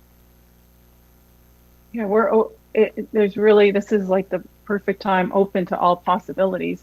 for all different kind of partnerships. So we have been exploring them and working on that in parallel to this. Okay, thank you, and I'll leave it at that. Certainly appreciate all the volunteer work you two are doing and everyone who's involved. So thank you for your time tonight and on an ongoing basis. Thanks. Thank you, Councillor Miller. Councillor Phillips, followed by Councillor Porter, and then Mayor Sendzik.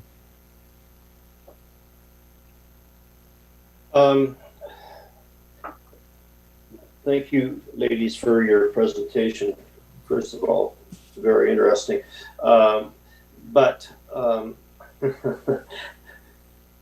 We've received a lot of information, and I'd like to refer this back to staff, to our Economic Development Department and our Recreation Cultural Services Department to get a report from them on the viability and put it to our comparative municipalities as far as funding is concerned, and what the viability as they see it. I don't know if this is the time to do it, Chair, or whether we should let the other two, Councillor, or the Mayor and Councillor Porter speak, and then I will refer it later. Councillor Phillips, I do appreciate that. Yes, I would ask if the Mayor and Councillor Porter can speak, and then we'll deal with the referral motion at that time. Fine, thank you. Thank you, Councillor. Councillor Porter. Thank you very much, Chair. I want to thank the presenters. There's been a lot of labor on your part to deal with what happened with Rodman Hall. You took on something that was very challenging, and a community that was very upset with how this all unfolded, and you're trying to take this and do something new and ensure that our city has the type of art gallery and public art infrastructure and services that other comparable municipalities have. You talked about comparator municipalities. Can you tell us which municipalities of our size, or a little bit bigger, a little bit smaller, have publicly funded art galleries? And do you have any idea off the top of your head how much money those municipalities give in terms of sponsorship or fee for service? I know that Guelph gives maybe close to $200,000 for their art gallery. There's the McLaren Gallery in Barrie. Places that we wouldn't think would have a really great art gallery actually do have fantastic art galleries that have been supported by municipalities for years. Can you just tell us which municipalities you're aware of, which galleries you've visited? Well, I think one would be hard pressed to find a municipality in Ontario that doesn't have a public art gallery, and they're funded at various levels depending upon how old they are or the kinds of services and the kind of relationship with the city. I think Guelph is a good example. Barrie is another good example. I'm just looking here too. I believe we provided in the business plan a table that shows precisely what comparable cities provide for their galleries. There we go. I'm just looking for that table here. Yeah, it's page 8 in the business plan. Yes. So, and this table that's in the business plan was created, it was started by myself. We communicated with a number of public art galleries and tried to analyze what their budgets were, how much is provided by the city. And then Phil Christie did a lot of work on this when the Rodman Hall Task Force was doing its work. But as you can see, a city like Windsor, their overall budget is $1.5 million, and the city provides roughly $700,000 So they're providing $2.99 per capita, while a city like I'm just looking at the low end, the McLaren is only providing 84 cents per capita. So it varies. Grimsby Public Art Gallery, their gallery is part of the city. It's an agency or a department of the city. And so their per capita costs are quite a bit higher. So Sarnia is an interesting example. They provide almost all the operating funds for their public art gallery. Like I said, the McLaren is quite low. Guelph, I think, is a better example. They're providing 36% of the operating budget. Sudbury provides 31%. And Oakville provides 30%. So it varies anywhere from 7% at the low end for the McLaren up to 90% for Sarnia. So it's a mixed bag. But I would point out that, for instance, Thunder Bay is just building a new art gallery, and they're just completing it now. So this can be done by smallish cities and ones that feel that for quality of life and for the kinds of impact that they feel an art gallery has on the economy, on the whole cultural ecosystem. They felt it was worth it. So I think that table is probably as useful as any at providing comparables that we would all recognize. But also you can see that the budgets in the expenses column are everywhere from 395, which is 395,000, which is Grimsby, all the way up to, Ottawa. I hesitate to use because it's a much bigger city, but to Windsor, which is also a bigger city, to $1.5 million. So Okay. Does that answer your question? Yes, it does. And I just wanted to highlight this for the people watching and maybe for some of the councillors and staff who haven't really looked at the business case and seen this. When people come and ask for a new arena in St. Catharines, it really doesn't take much.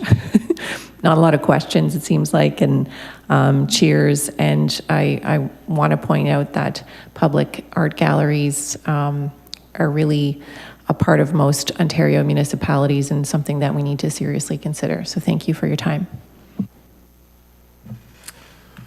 Thank you, Councillor Porter. I will push back as one of the veterans of the Meridian Center debates. There was definitely a lot of questions, and it was a bit of a bruising battle. Those of us who were around the table would remember that one well. Mayor Sendzik. Thank you, Chair. I want to say thank you to the presenters. I've been working very close with Ms. Bridge on this concept for a while now. We've had many discussions about the need for a public art gallery here in St. Catharines, Niagara, and I want to thank Nora for her volunteering as well.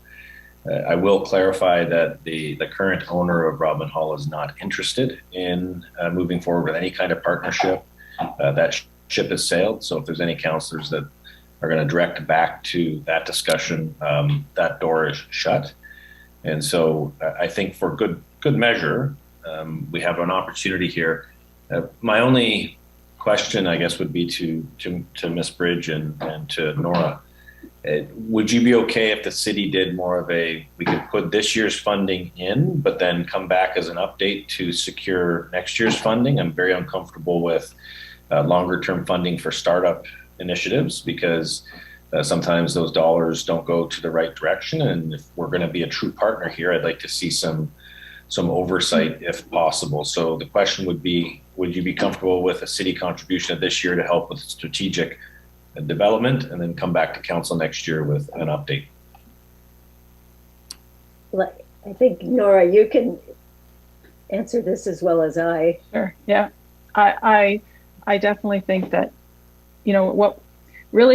what it indicates is the willingness of the city that this is important. And I think that that's the key thing. So from from my perspective, I think that would be reasonable. Am I echoing what you think, Eugene? Yes, you know, we did build into our business plan performance indicators all the way through. That's as much for ourselves as it is for building kind of a confidence level with the city. But certainly we did stage this out thinking what needs to be done in what order, what's the order of operation here. So taking on the first level of the strategic work and checking back in, being able to demonstrate what we've been able to accomplish and our capacity to be able to do that would be very welcomed. And we certainly understand, you know, we wanted to give you a kind of clear picture over time of in this several years, because this is going to be you know, probably a 10, maybe even a 15-year project. But if we don't lay the ground rules properly, you know, and understand what the metrics are we're trying to hit, we'll be in trouble. So certainly we would be very happy to make this a year at a time and be able to prove ourselves. And we recognize that anything the city gives us now unlocks other funds. Right. And through the chair, That's really important. Right. And through the chair, I appreciate the direction from the Rodman Hall group. And I would say there is a bit of an urgency to council because there's some significant property development that will be taking place in the city over the next couple of years in the downtown area.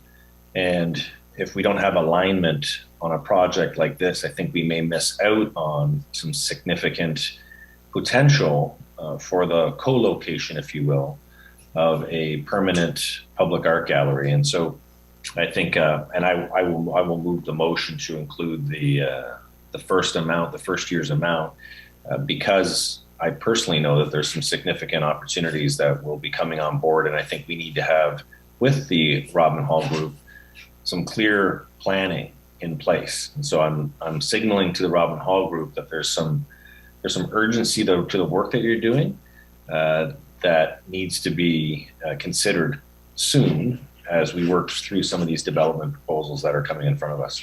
So I'll leave it at that. And if there's an opportunity at some point to make the motion, I would make the motion for the first contribution, and then the rest would be contingent upon coming back to council. Thank you. Thank you, Chair. Thank you, Mr. Mayor. Councillor Garcia, followed by Councillor Sorrento. Thank you, Mr. Chair. I don't want to repeat everything we said, but just to emphasize that I strongly support the concept of the city having a public art gallery.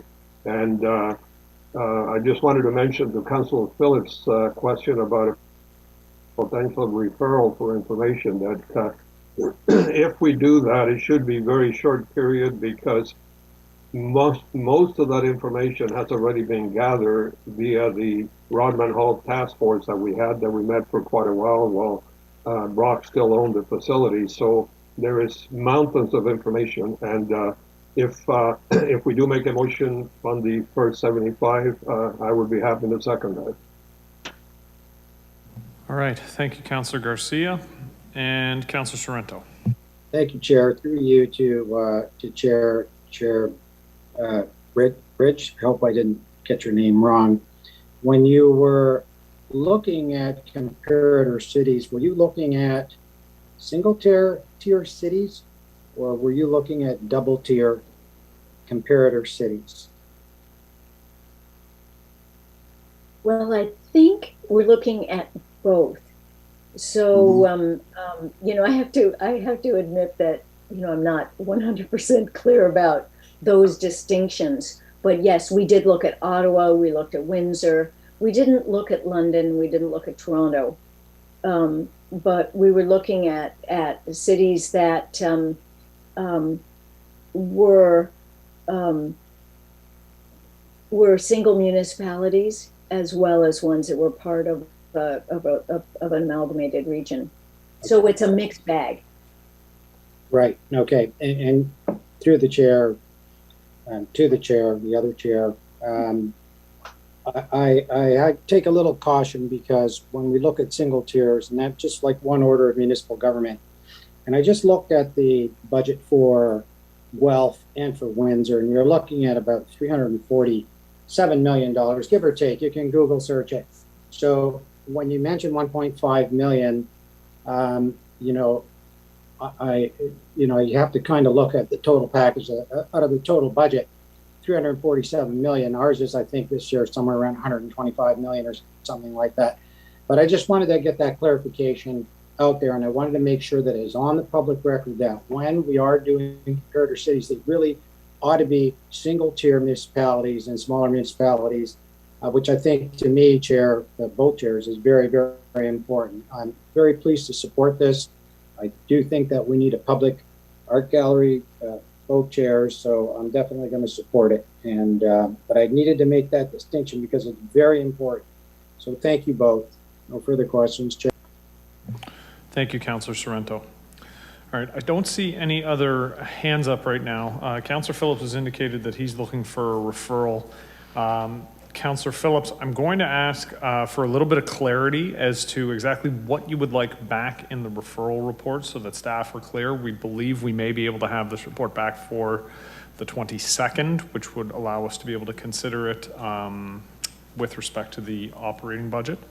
So could you give a little bit of clarity as to what you're looking for in the referral report? Sure. In discussing with our, contacting comparative municipalities just to see what involvement they have in the functioning of the art gallery, and obviously cost has been laid out, but it would be good to gather that, our staff to gather that. The relationship between the gallery and the city as to the expectations, whether it be staffing or, again, whether they have their own building or whether it's a shared location, such as a library, as was mentioned, or something like that, and how that works, if it's rented, or just to give us a long-term idea of what our responsibility would be towards assisting in having a successful gallery. Don't get me wrong, I'm in favor of having an art gallery. I'm not questioning that at all. I just want to see down the road from our staff in economic development and recreation cultural services. We have a new person looking after our cultural services to give us an idea of exactly what would be expected of us in the future. And again, thanks to the ladies who presented tonight. Okay, and you had mentioned ECDev. Might I suggest CRCS as well, given that Mr. Christie's been very involved with this group? Yeah. We'll likely have a great deal of the information. Recreation and cultural services to be included, sure. Okay. Yep. Councillor Kushner, do you have something that you would like in this referral report? Could I suggest that we approve the staff recommendation, that it be received for information, and that the motion be referred to staff for information, etc. And also, I would suggest we put in that we make a commitment, as suggested by the mayor, for the $75,000 for the 2022 budget. I would accept. Okay, so I'm just going to look to the deputy clerk. Would that constitute early budget approval if we were to make a motion to? There's two items happening. So one, if you're making a decision to commit funds today and also referring the report back to staff to come back for more information, I'm not sure what the decision will be at the future meeting.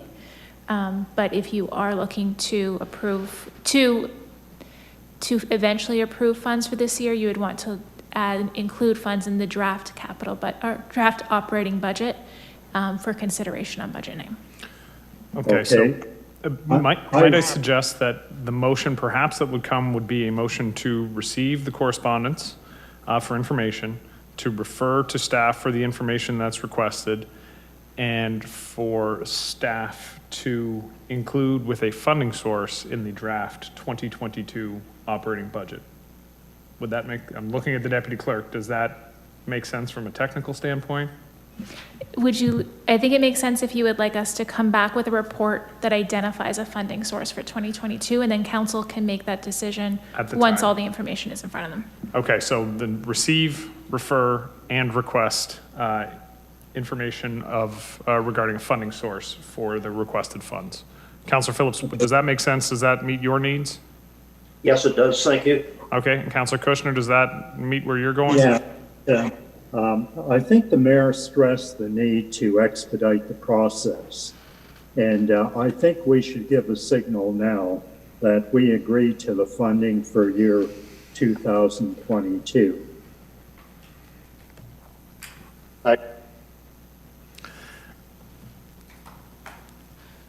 So I believe if we do that, then we're giving early budget approval and we don't have a funding source identified. So I would caution, in my role as the chair, I would caution that I think we are sending the signal that we are in favor of this. We are just asking for staff to come back and identify the funding source so that we are making a decision with our eyes fully open. Okay, and also, Mr. Chair, with respect to the $75,000, I look at $20,000 for an economic impact study. To me, that's a waste of $20,000 because you can't do a proper economic impact study if you don't know what the revenues, what the costs are. And to expedite, I would like to see the $20,000 for the feasibility study to be part of the 2022 budget. And that would mean that we're expediting the process.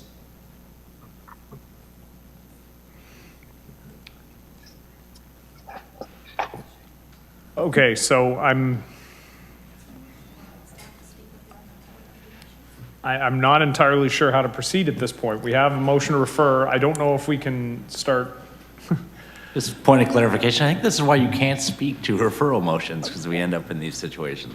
I'm going to make the suggestion that we vote on the referral motion as it stands. I think, Councillor Kushner, to your point, the questions you're asking would be best answered and dealt with when this referral report comes back. And we can deal with the details at that time because we will have a funding source identified at that point. Okay, thank you. All right. Councillor Phillips, the motion still meets your requirements? Yes, it does. Okay. And I agree that Councillor Kushner's concerns should be dealt with at our next meeting. Okay. So we have a motion to receive and refer with the information that is listed on the screen. It's non-debatable.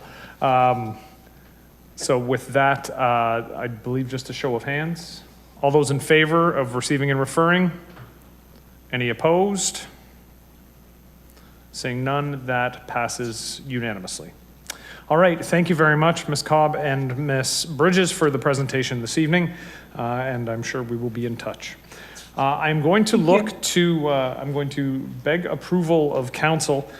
We have two reports coming up, 8.3 and 8.4. I'm hoping we can switch the order of them so we can deal with the draft 2022 capital budget amendments first, as 8.3 is actually in relation to the operating budget, and we very much do need to deal with the capital budget this evening. So are there any objections to making that change? Councillor Garcia? Mr. Chair, I agree with that suggestion also because my understanding from the Deputy Clerk is that we have two delegations who have been waiting patiently who would be speaking to 8.4, I believe. Yes. So that's good. Wonderful. I appreciate that. Then we will move on to 8.4, the draft 2022 capital budget amendments. On the 19th of October, the draft capital budget was presented. The goal is to have the capital budget approved on November the 29th. We have 8 amendments listed from members of council. We'll consider each of these one at a time for inclusion in the draft 2022 capital budget after tonight's meeting. Staff will update the draft budget to include each of the items that have been approved. This will be included in a report to council on November the 15th to set the public meeting for the capital budget on November the 29th. To assist with tonight's deliberation, staff have prepared a memo that identifies the impact of each of the proposed amendments on the 2022 and future year budgets. That memo is available as item 4 on the correspondence list. And we will begin with the replacement of Macefield Avenue Stairs Lake Access. This motion was tabled on October 19th and referred for information from staff and input from the Accessibility Advisor Committee. Memos included in today's correspondence report that provides that information, and we have 2 delegations to speak about this item. So at this time, I will call on Rand Meshke to speak with respect to the Macefield Avenue Stairs. Good evening, everyone.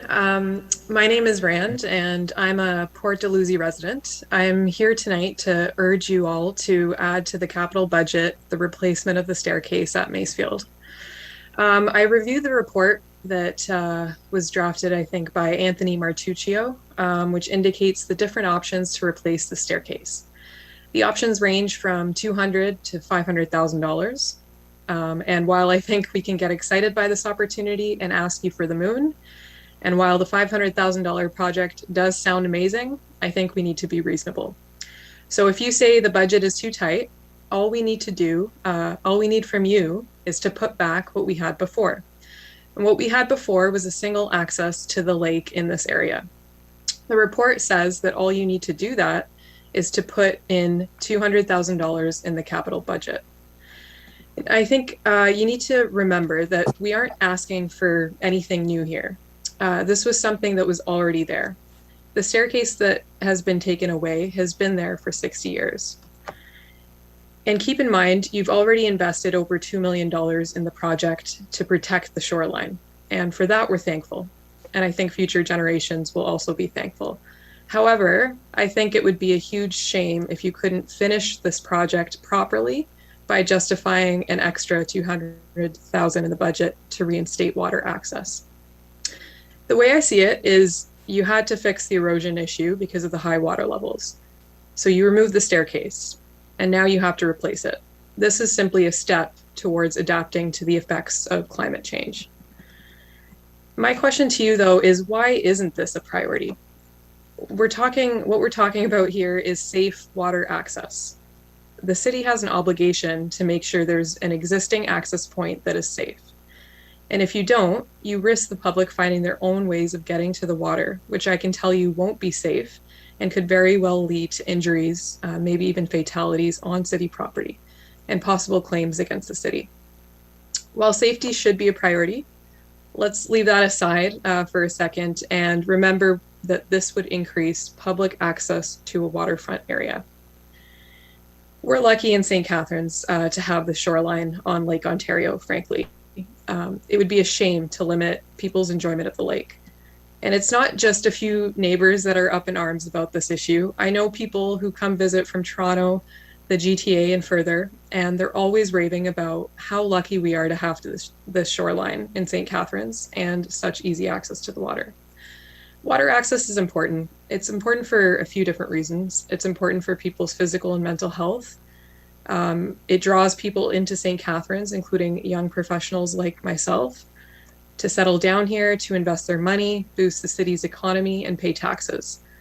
On a personal note, I can tell you that the staircase that's been removed is the reason I bought my house on Considine. I'm from Fonthill. I moved away for school and work for several years, but I moved back to Niagara. And I didn't move back to Fonthill, I moved to Port Dalhousie. Why? Because of the water access here and this very staircase. Parking. This could be a reason in and of itself to make this a high priority. Reinstating a staircase in this area will mitigate the parking problem, which is terrible around Lakeside Park. With the removal of this water access, what has happened is you force people to take up coveted parking spaces down at Lakeside Park just so they can get on their paddle boards, kayaks, and swim. In my view, these spaces should be kept open for St. Catharines residents who don't live in Port Dalhousie and people from out of town who are coming in so they too can enjoy the water and the beach. One of the reasons indicated in the report is suggesting why this isn't a priority is that there are older steel staircases that can still be accessed by the public. So let's look at these other access points. The one mentioned is Lakeside Park, not a good alternative because of the parking issue I just mentioned. The second one is Simcoe Street staircase. Simcoe Street is basically at Lakeside Park, which means people are still having to park at Lakeside Park or they're illegally parking along the streets. No parking is allowed on Simcoe. It's very tiny and narrow, and it's illegal to park there. The other old staircases to the east of Considine that were mentioned in the report, there's no parking on these tight streets, which means people who have to drive to get to these staircases don't get to use them. In contrast, there's at least 7 public parking spots right by the Macefield staircase, which is at the playground between Abbey and Peel.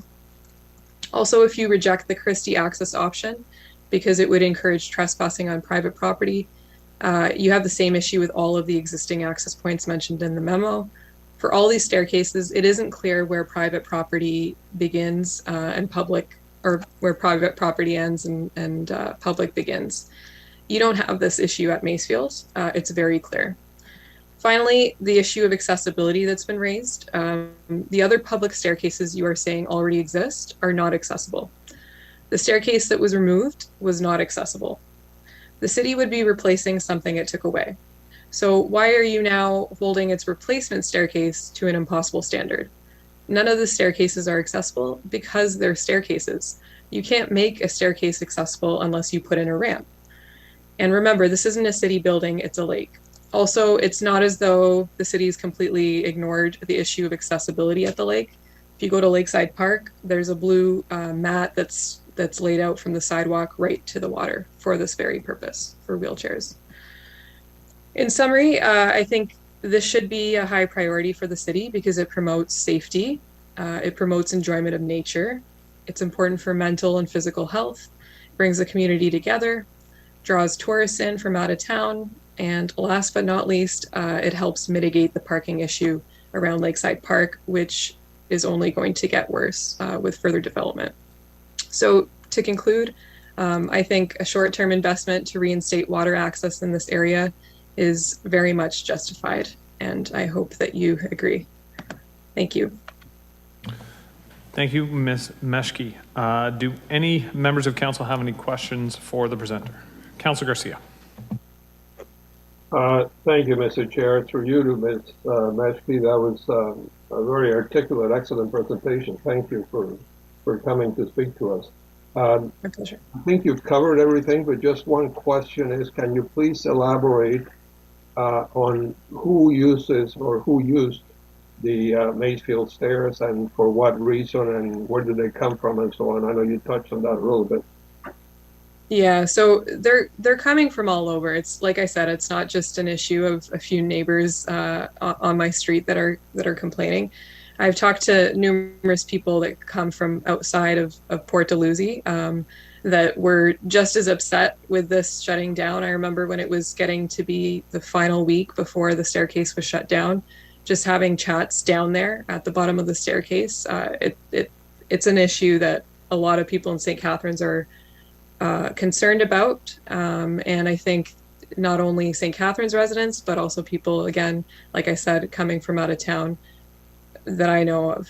So, yeah. Thank you for that. And I do agree with you that it should be a priority because we did remove that access. And I'm certainly strongly in favor of providing access to the water and to the lake. So thank you for coming to see us. My pleasure. Thanks. Thank you, Councilor Garcia. Are there any other questions or comments for the presenter? All right, I did have one, Ms. Meshke, and I appreciate your presentation and your speaking about the stairs today. You had mentioned 7 parking spaces. I'm just wondering, how many additional parking spaces do you feel the neighborhood would be willing to accept with respect to this staircase? You mean in terms of adding further spots within that same area, or? Yeah, additional spots on street to allow for access. I would say as many as we can fit. Like you'd have to think about how much space there is. I think the community here is all for further spaces. Everybody here is kind of limited with their driveways. Not a lot of people have garages, so a lot of people, if you have visitors coming in, you're relying on these spots. So I think it would be welcome to, while you're at it, adding in the staircase to expand the spots. I think the more the merrier. And forgive me because I'm not from the area. Are there currently on-street parking prohibitions in the area? Like, is there no parking signs on the streets? Yeah, there are, and then there's designated parking spots where you can actually park, and it's made clear. Okay, so you think the neighborhood would be willing to accept removal of those parking prohibitions to allow for greater on-street parking? I don't know that you could do that on certain, it depends on which streets you're talking about. If you're talking Considine, where I am, you don't have the space to do that. Like, there's a reason that there's no parking on Considine, is that there isn't space. You'd be blocking traffic from coming in and out because it's a one-way street, or not a one-way street, but it's a dead end. Okay. So. Okay, I appreciate that. Thank you very much. If there are no other questions or comments, all right, thank you, Ms. Meshke. I will now call on Patrick McCurry to speak. Mr. McCurry, this is your second time speaking about this matter, so if you could keep your comments to new information, that is our instruction. Feel free to begin. Okay, I certainly will. Yes, I was going to address some of the concerns that council had in the last meeting. One of the councillors had mentioned, I'm more in support of an alternative location than Maysfield Stairs myself. I'm supporting a location that's only 2 streets away at the end of Christie Street, the road allowance. I love the Maysfield Stairs location. I'm just afraid that to try and get new stairs down there and to try and get access over the current shoreline protection and then drop into the water into an area that has now been polluted with a bunch of boulders from the shoreline protection area. We're providing access, if we do that, to an unsafe swimming area, in my opinion. So anyway, the question that arose was from one of the councillors was, did we conduct any kind of survey or any of that type of thing to see what the neighbors and the residents of the immediate area thought? And yes, we did. After we heard that, we did put a survey on the local Facebook page. And from that, we got 20 different results. There was 3 addresses that were mentioned. The 3 included the Maysfield Stairs, Christie Street, which is only 2 blocks to the east, and Pauling Street, which is several blocks to the west. The results of this survey were 18 in favor of relocating to Christie Street, 1 in favor of keeping the Maysfield Stair access, and 1 in favor of Pauling. So that's how that one went. In reviewing staff's report that just came to light this week, it was noted that staff are not recommending the Christie Street location. There was 2 reasons. The 2 main reasons were that there was normal or higher lake levels at the Christie Street location that would eliminate a safe landing. Christie Street has a very shallow sandy bottom beach area where we would recommend the stairs would go down to, and the water entry there is very shallow. It goes out for probably, I don't know how long, but you could walk out to your knees, probably 20, 30 yards out into the water. So I don't think that's a very unsafe location in comparison to dropping off a boulder at the end of Maysfield Avenue. Anyway, the other thing I have a hard time understanding is that why is Christie Street have such high water levels in regards to the rest of the properties that are located from Lakeside Park probably to Courtly? I see them all as being fairly similar. I don't think that's much of an excuse to eliminate this site, but maybe I'm not looking at it correctly. Maybe somebody can enlighten me in that area. So I think that we should go back and have another look at the Christie Street location. It's a wide, very wide road allowance. One other reason was that this location had a privately owned lakefront property abutting the east side of it. I have to agree with the other speaker.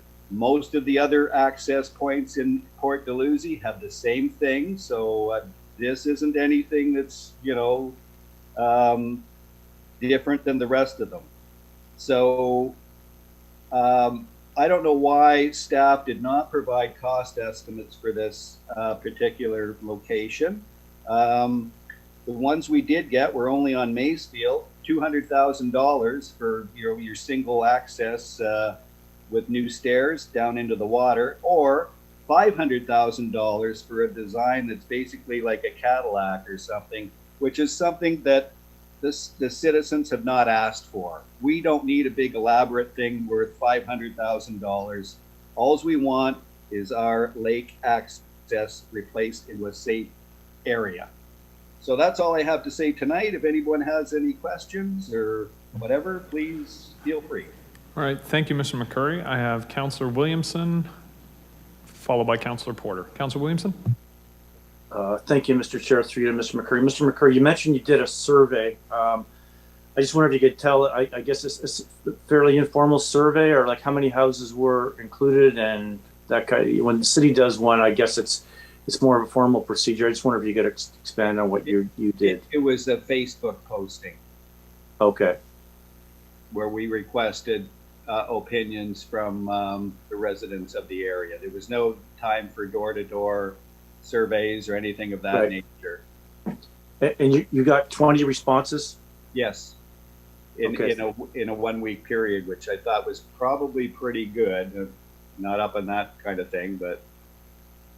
Right.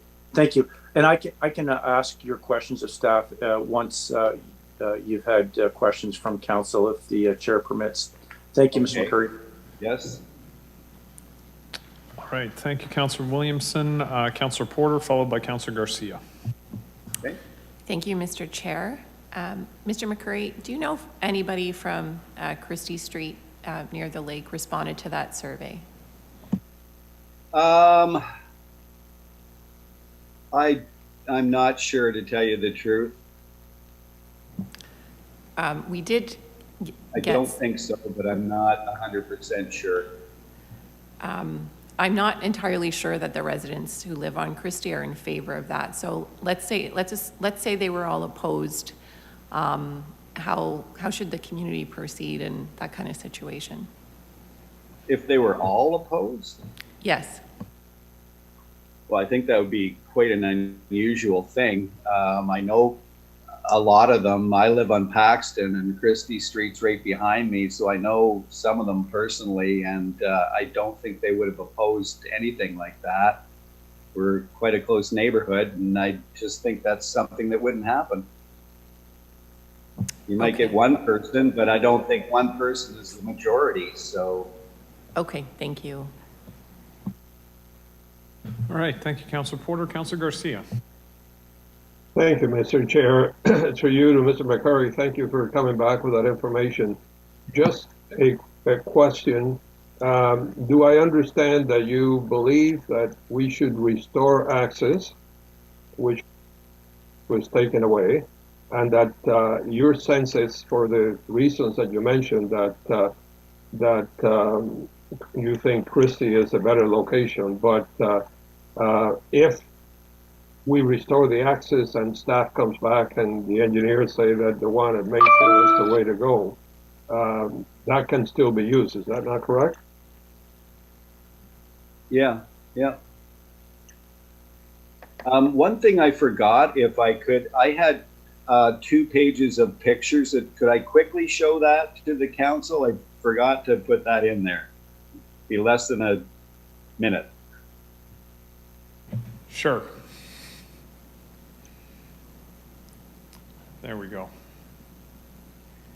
Okay, so just a quick review here is the first picture is the area that we were recommending, the small sandy beach, the big wide road allowance area with a very low slope in comparison to the other areas. Second picture, I don't know if you can see it or not, but it's your beautiful sandy bottom that's probably about 6 inches deep there, and goes out very, very shallow. This is the area that staff would recommend, that said this was an unsafe entry area for some reason. I don't know why. The next picture. These are the, somebody asked me last meeting about the area, that the Macefield area, what it looked like and what it comprised of. And I think they thought it was one long sandy beach or something that was, a mile long and pristine. It's not. This is what we had before. This is all we want to have again. Next picture. This is another view of that area. This is looking towards Christie Street now at the end of Macefield. Now the next picture. This is what you have to get over to get to those Macefield stairs. If you look just to the left of the tree up in the top of the picture, that's where the stairs come straight down. And I don't know how they're going to get over those boulders and then drop to the water below and call this a safe access. That's the part I don't understand. I love the location. It's great. Somebody had mentioned parking. There's parking in the Abbey Muse playground just before this area. There's about 7 spots there that people would use, so I don't think parking is an issue. The last picture is the boulders that are sitting in the water about a foot below the water that you've got to deal with again, an unsafe swimming area. This is the reason why I don't believe Macefield is the way to go, but what can I say? Okay. Thank you for sharing that. I appreciate it. You're welcome. All right, thank you, Councillor Garcia. Councillor Littleton. Thank you, Mr. Chair. Thank you for your presentation, excuse me, Mr. McCurry. So those pictures, okay, so you're saying that right now you go down the stairs and there's a bunch of boulders at the end that you have to navigate over, and there's boulders in the water. That's what you're telling me. Yes. Yes. And that area used to be a pristine swimming area until the construction company got in there and they did their shoreline protection and they scattered many of the boulders. They were, I don't know if they were extra or what happened, but they're all scattered now throughout that area. So if you were on a paddle board and fell off that and hit one of those boulders, it wouldn't be fun. I wouldn't want to swim in that area around huge boulders that are 3 and 4 feet high. Christie Street's still a beautiful, pristine, sandy bottom swimming area. So I don't know why we don't keep looking at that area. Oh, okay, so let's just assume though that all the boulders are in the places just for the shoreline protection then. Like they're actually put there because that's where they need to go, because I'm not an environmental engineer, right? So let's just assume that that's why they're there. Why would anyone go down those stairs then? I don't know. I think the reason why some of those boulders are in those locations is the way they had to construct the shoreline protection at the time. I watched it. It was very interesting. They had to build out into the lake like a corral area to give protection so they could make the shoreline protection in a little bit closer, and they could do this during the winter and not, be under the elements. Sure. And I think what happened was the boulders were just left where they were when they were in the protective state, protecting the main shoreline.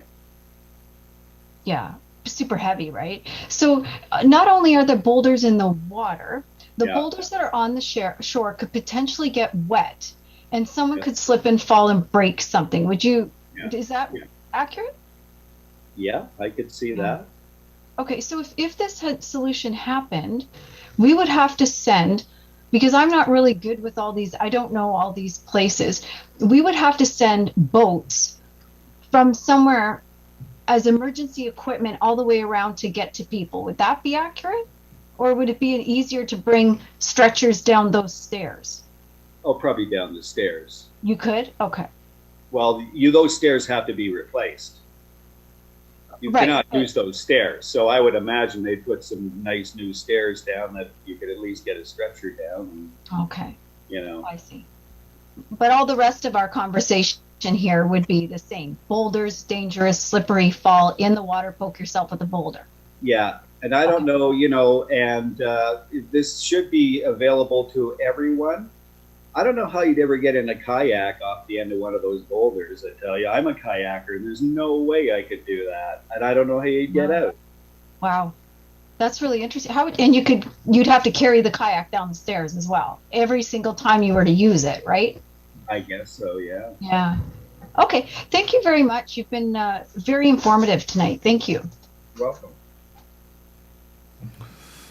All right, if there are no other questions or comments, thank you, Mr. McCurry. I did have some questions, but Councillor Littleton sort of discussed it there with respect to the dangerous water access at the bottom of that particular staircase, and I would imagine a great deal of liability concern. So thank you for your presentation. Can I have a mover to receive the delegations? Councillor Williamson and seconded by Councillor Garcia. So a motion that council receive the delegations from Rand Meshke and Patrick McCurry. All those in favor? Opposed? And that is carried. All right, so on October 19th, Councillor Garcia moved the motion and Councillor Williamson seconded. Could I just get a hand signal that both are still in the same position, moving and seconding? Wonderful. So we're going to have the motion put up on the screen. There we go. So if I can ask, that is not the correct motion. That's Moffat. That's the fire hall. A little bit higher. Okay. And if we could just pull down to the therefore clause. Therefore, be it resolved that the draft 2022 capital budget include $200,000 for option 1 from the staff memo, being the least expensive alternative provided by staff for a single access point with steel stairs from the top of the slope to the top of the revetment, a small landing at the top of the revetment, and concrete stairs in the shoreline protection to access the water. And Councillor Garcia, do you want to speak to this now, as it is your motion? Yes, yes, Mr. Chair, I'll speak to it. Okay. I don't want to repeat everything as you suggested, given the interest of time. Let me clarify that the deputy clerk had asked whether we had an amount in mind. So the way this shows, it has crossed out the main part of my motion, which said that funds for replacing the public stairs access to Lake Ontario at or near Maysville Avenue, which was removed early this year as part of a shoreline protection project, be included in the draft 2022 capital budget for consideration of future approval.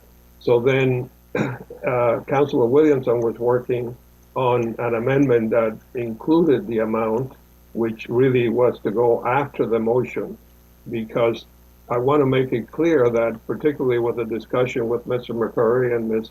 Meshke, that my motion said at or near Maysville Avenue because we want staff and the engineering staff to decide exactly what needs to be done and where. But the type of project that they have recommended is that option 1, which is the least expensive, is, as they said, a single access point with steel stairs. Everybody says we don't need the expensive concrete or whatever else. So that goes from the top of the slope to the top of the revetment, and a small landing at the top of the revetment, which are the stones, and then concrete stairs in the shoreline protection to access the water. So I'm sure that staff would look at exactly how to land those stairs in the water in the best possible location as far as accessing of kayaks and boats and swimmers and whatever, and they will decide whether they do it exactly where it is now or where it was, or an alternative like Mr. McCurry has suggested, or over a little bit. But the key is, I believe it's important that it's a priority to restore access that we took away, that many people use, and we live on Lake Ontario. We should have access to the water, and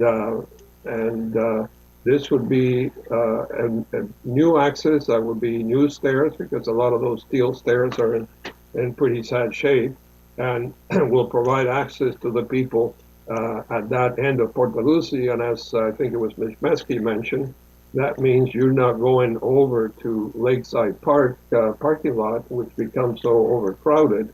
And but Lakeside Park does solve the issue of accessibility because we do have, if you remember, we paid for those, she said, the blue mats, I think they're called Moby mats, if I remember, and they're specifically designed for accessibility from near the water across the sand into the water for those who are either handicapped or have some mobility issues. So I certainly hope Council and my colleagues will understand that we're not asking, as again she said, for something new. We're talking about replacing what was there, and therefore I think it should be a priority. And 200,000 when we spend millions on the shoreline protection, which we had to do because it was our property, but the reality is it only benefits a few residents that are lucky enough to live right on the water, whereas this would benefit many residents from all over Port Lucie, the city, and elsewhere. Thank you. All right, thank you, Councillor Garcia. Councillor Sorrento, followed by Councillor Williamson, and then Councillor Porter. Thank you, Chair. Through you to Director Martuccio. I do have several questions, Chair. So to the Director, there was mention about water levels at the end of Christie Street. Now, can you speak to the safety of that, or do you expect the water levels to rise? Can you comment on that, please, Director? Through you, Mr. Budget Chair, the water levels in Lake Ontario are currently at a lower level than we've experienced in the past, and we are expecting water levels to return back to normal, which would eliminate any beach that currently exists. The reason why we're not recommending that is there will be no landing when the water levels increase, and we feel that we could provide a better landing through the installation of concrete stairs into the shoreline protection. Through the Chair to the Director, do you have any safety concerns with regard to the Macefield stairs and residents accessing those stairs? Should it be the will of council to approve this? Through you, Mr. Budget Chair, with regards to safety, it's accessing the water from the top of the slope is not easy. The only way to get down there is through the use of the stairs. There is no other means of access other than walking down the stairs to address any safety concerns, or you would have to use a watercraft to get to the area. Right, as Mr. McCreary mentioned, through the Chair to the Director, there was mention of limited parking at the current location. Can you speak to the parking issues, Director? Through you, Mr. Budget Chair, I believe staff took a quick look to see how much parking is available in the Abbey Mews area. I believe it's about a half a dozen public parking spaces that are available. As was mentioned by one of the presenters, the right-of-ways in this area are very tight, and a lot of the parking was removed in that area to allow for vehicles to use the right-of-way without being blocked in. So yeah, there's only about half a dozen parking spaces available in the Abbey Mews area currently. Through the Chair to the Director, the first presenter mentioned something about other accesses, but they're not appropriate, if you will, not viable. Can you speak to those other accesses in terms of their viability and people wanting to kayak or enjoy water recreation? Through you, Mr. Chair, the other accesses are similar to what existed at Macefield prior to our shoreline protection. They're very old steel staircases that were installed down the slope. About two of them access the actual water, and two of them just access a landing spot adjacent to the water. Are they usable? Are they viable, Director? Through you, Mr. Budget Chair, the condition of them is as mentioned by some of the previous presenters, that they are very old staircases. They do not meet any current standards, but they are still open and usable by the public. Okay, and one final question through the chair to the director. Do we have any numbers as to the actual number of people who are using the stairway? Through you, using that access, sorry. Through you, Mr. Budget Chair, I don't have those numbers available, so I apologize. Okay, do you have, through the chair, do you have any final concerns or anything that you want this council to know before we make a decision, Director?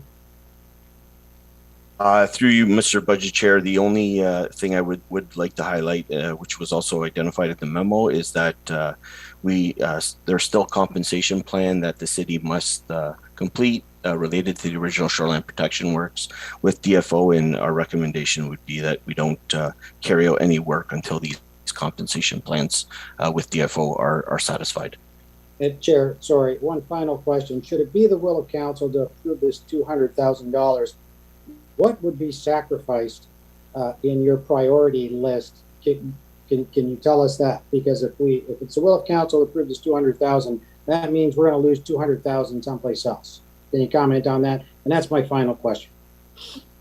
Through you, Mr. Budget Chair, specific projects I can't list those at this current time, but I think it's evident from the asset management plan and other plans that have come from other departments, such as revitalization of some of our parks, that there are other areas where these funds could be reallocated if it's the will of council. Thank you so much. Thank you, Director, and thank you, Chair. I yield the floor. All right, thank you, Councillor Sorrento. Councillor Williamson, followed by Councillor Porter. Thank you, Mr. Chair. Through you to Mr. Martuccio, the boulders that seem to be strewn a little bit off the shoreline, was that actually part of the plan, or I wonder if you could just speak to those? Through you, Mr. Budget Chair, I believe some of the boulders did exist in the area. I would have to go back to staff to get more information related to the boulders that are in the water. I know that some of those boulders were put out there to provide a protected area for the workers to carry out the shoreline protection works. Right, and I don't want people to be under any illusion that it was a perfect landing point at the shoreline prior to the armor stone being installed. That there was a photo that was showed of it. It wasn't exactly a pristine and entirely safe setting to begin with. And I don't think we're going to change that at any of those kinds of access points along the lake. As Councillor Garcia mentioned, Ms. Meske very articulately laid out the arguments, and I think reflected local residents' thinking as to why they would like to see these stairs be reinstated. This is not new incremental investment, as has been said. And let's also be clear that Mr. McCurry and Ms. Meske and all the residents that I've spoken to all agree that the stairs need to be reinstated. They may not necessarily agree specifically on the location, but the suggestion that there's a widespread feeling in the community that they don't want the stairs back is not something that I've at all am familiar with. So, yeah, it's not a perfect situation at the landing place, but I think staff can devise something that will make it work and bring back access. We talk about active transportation. This links to the lake are important priorities. We've seen through COVID how much people value getting outside and getting down to the water. And I would hate to see us lose these. This would be a step backward if these were not reinstalled. So I hope that council supports the motion on the floor. Thank you, Councillor Williamson. Councillor Porter. Thank you, Mr. Chair. My first question is to Director Martuccio. It's a straight up question. In your professional opinion, are you recommending putting these stairs in any of those two locations? Yes or no? Through you, Mr. Budget Chair, that's a difficult question. It is a need that's being identified by the community. However, as I mentioned before, this is not a top priority for staff based on the work plans that we currently have. Steel staircases will allow these people to access water. However, the level of liability that it puts the city under is to be determined. Thank you. I have another question. I don't know who to direct this to. Would there be, are there insurance implications with putting in a new set of stairs?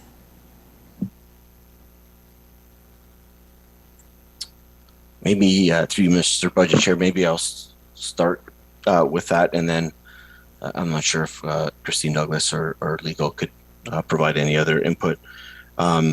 There's, as mentioned before, there are other steel staircases along this area. I don't believe it would put the city at any more liability than currently already exists through some of these other accesses. Mr. Oakes. Thank you, Mr. Budget Chair. I think one other aspect is the liability of not doing shoreline protection, which is significantly greater than the stairwell. And as staff look to do our capital programming, we have to balance all of these aspects. And the biggest concern right now is ensuring that the shoreline doesn't actually fall into the lake. So that was the priority that we've done. And that's, from our perspective, the higher liability. Thanks very much. My next question, I guess this is to the mover of the motion. We did receive a lot of emails, and I saw one was you had emailed a bunch of residents and asked them to email mayor and council and ask us to put this in the capital budget. I'm also wondering if you informed the residents that we're going through recovery budgets and that we, for example, had to defer $1.5 million worth of pollution control work over 3 years, which I think would be important information. So did you provide that background information about the rest of the budget and the budget meetings? I'm not sure exactly I understand the question, but certainly we got numerous emails the first time when the decision was made to close the stairs because the shoreline protection was an emergency situation, as Director Martusha has said, because literally the bank was falling into the water. So at that time, we got many, many emails, and a lot of these people said, we want the stairs back and keep us in touch and let us know. So once we got the report back that the consultant had done, which is what triggered my motion, I did let a number of those people, the ones that I could find emails for, to know that the report was back and that there was going to be a cost to this, and that if they feel that these stairs should be replaced, then they should be letting either Councilor Williams or myself or the mayor and council know. But as far as the budget issues, no, I did not discuss any budget issues with anybody. Okay, thank you. I think this is important as we're really grappling. I mean, I look at our budgets and I look at sewer repair, for example, and there's an issue on one of the streets where the storm sewer, we ran at a storm sewer budget, for example, and there's still kind of water on the street, and staff are really grappling with trying to fix sewers and do the pollution control and meet all our legislative requirements.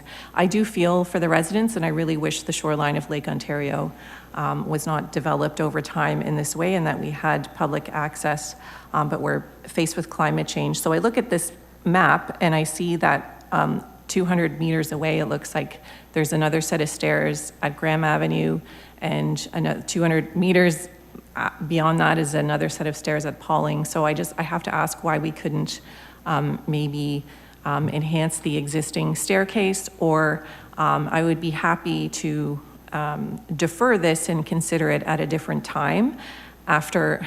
But when we defer things like pollution control, like $1.5 million worth of work 3 years away, and we put this as a priority, I think we have our priorities a little bit backwards. So it's not to say that we couldn't put stairs back in at some point, but if we were going to do it, I think we'd have to do it the right way.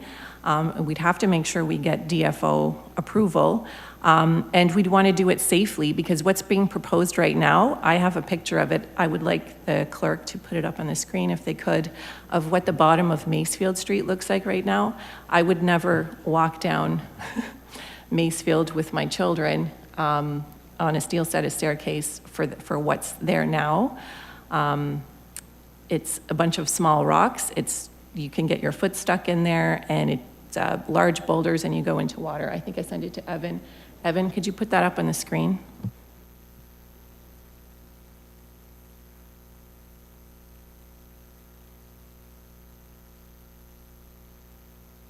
This is the bottom of Macefield stairs at the moment. So what's being requested is to replace this set of stairs going down to this. And you'd have to climb over a set of rocks and go right into the water. And to me, this looks incredibly unsafe. So I know people in Port Dalhousie are watching. I really think if you really want some better access to Port Dalhousie, I think a better plan needs to come forward, and it needs to come when we have the capacity as a council to deal with proper access and not just throwing up another steel set of stairs to this. And we need to get through our COVID recovery. So those are all my questions and comments. Thank you. All right, thank you, Councillor Porter. Councillor Kushner, followed by Mayor Sendzik. Thank you, Mr. Chair. The question I have is, whenever we have a construction project and there's damage, do we not require the contractor to restore the property to the original condition? And to me, that is very similar to this case, where we have an amenity, the public amenity, and then because of construction, we've taken it down. And if we take it down, then like all other projects, I think it should be restored. Thank you. All right, thank you, Councillor Kushner. Mayor Sendzik. I think Councillor Garcia has hand up to speak again. I don't know if you're going to allow that, Councillor or Chair. Councillor Garcia, you've actually muted yourself. Sorry, I just wanted to make a point for clarification, if I may. For clarification, yep. Yes, so Councilor Porter just showed that picture of the stairs, the current stairs going to that pile of rocks that she said. Of course, that's what it does now, but understand that Director Martucci's alternatives include new stairs and then going over those and stairs down into the water. So it wouldn't be stairs going down to that pile of rock. Just wanted to make that point. Thank you, Councillor, and Mayor Sendzik. Chair, I would like to make a referral back to staff. The comments made by Director Martucci are very concerning about the risk mitigation, and I don't think we've heard and gotten firm information about mitigation of risk. And I would like a risk assessment to be done on all of the locations that have been discussed on the points of entry. And while I appreciate, Chair, the public coming and speaking today, we have a responsibility for two things. One is to make sure that the shoreline is being protected to the best of our abilities, and at the same time making sure that we are protecting our community with any kind of infrastructure that's reinstated. And right now, with the reports that have been provided, there has been no risk assessment. And so I'm asking for a referral on that. And then when that information comes back, I will be able to make a better informed decision. Right now, I don't have that in front of me, so I'd like to make that referral, Chair. Okay, so referral motion is non-debatable. Councillor Williamson, for clarification purposes. Well, just as part of that risk mitigation, I would like to see a report on what accidents or injuries have taken place at the stairs over the years, if that information is available. Because my fear is we go down this route, all those accesses are now going to be shut down. Okay, so motion to refer non-debatable. All those in favor?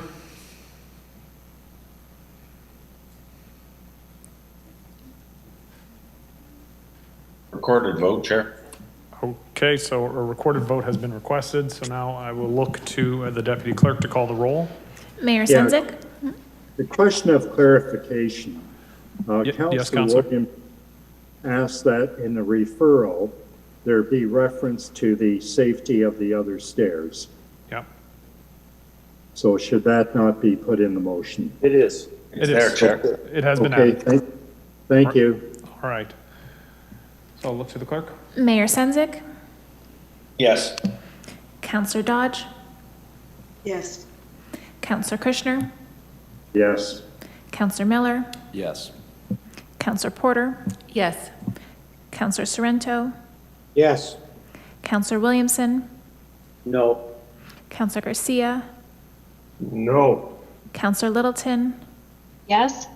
Councillor Phillips? Yes. Chair Cisco? Yes. And that carries. Right, I need a motion to extend curfew for, we'll start with the 30-minute motion to extend curfew. I saw Councillor Kushner and Councillor Littleton. All those in favor? Opposed? All right. That is passed.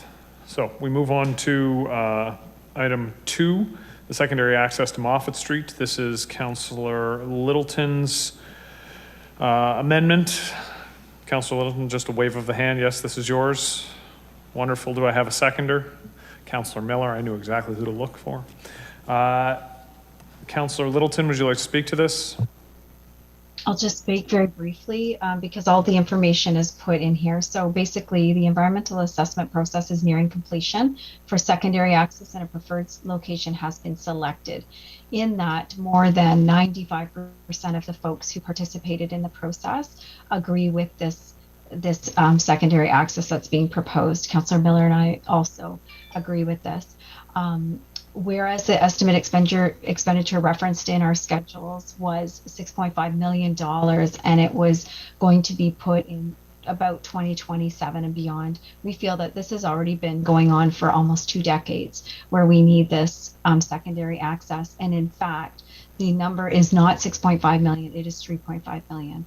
So whereas development continues in this area, and just for a refresher for everyone, there is one access out of this area. So if there was a major fire, a major accident, the bridge went out for whatever reason, the folks there are basically landlocked. They would have to cross through backyards and get onto the 406. I really want you to think about that when we're talking about safety.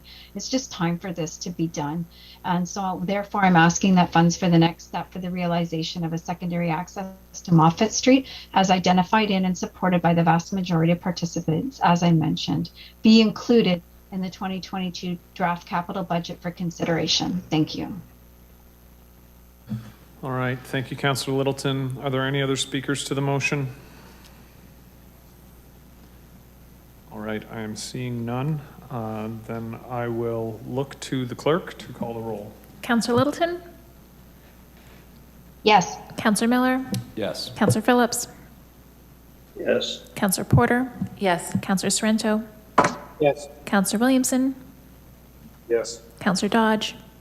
Yes. Councillor Garcia?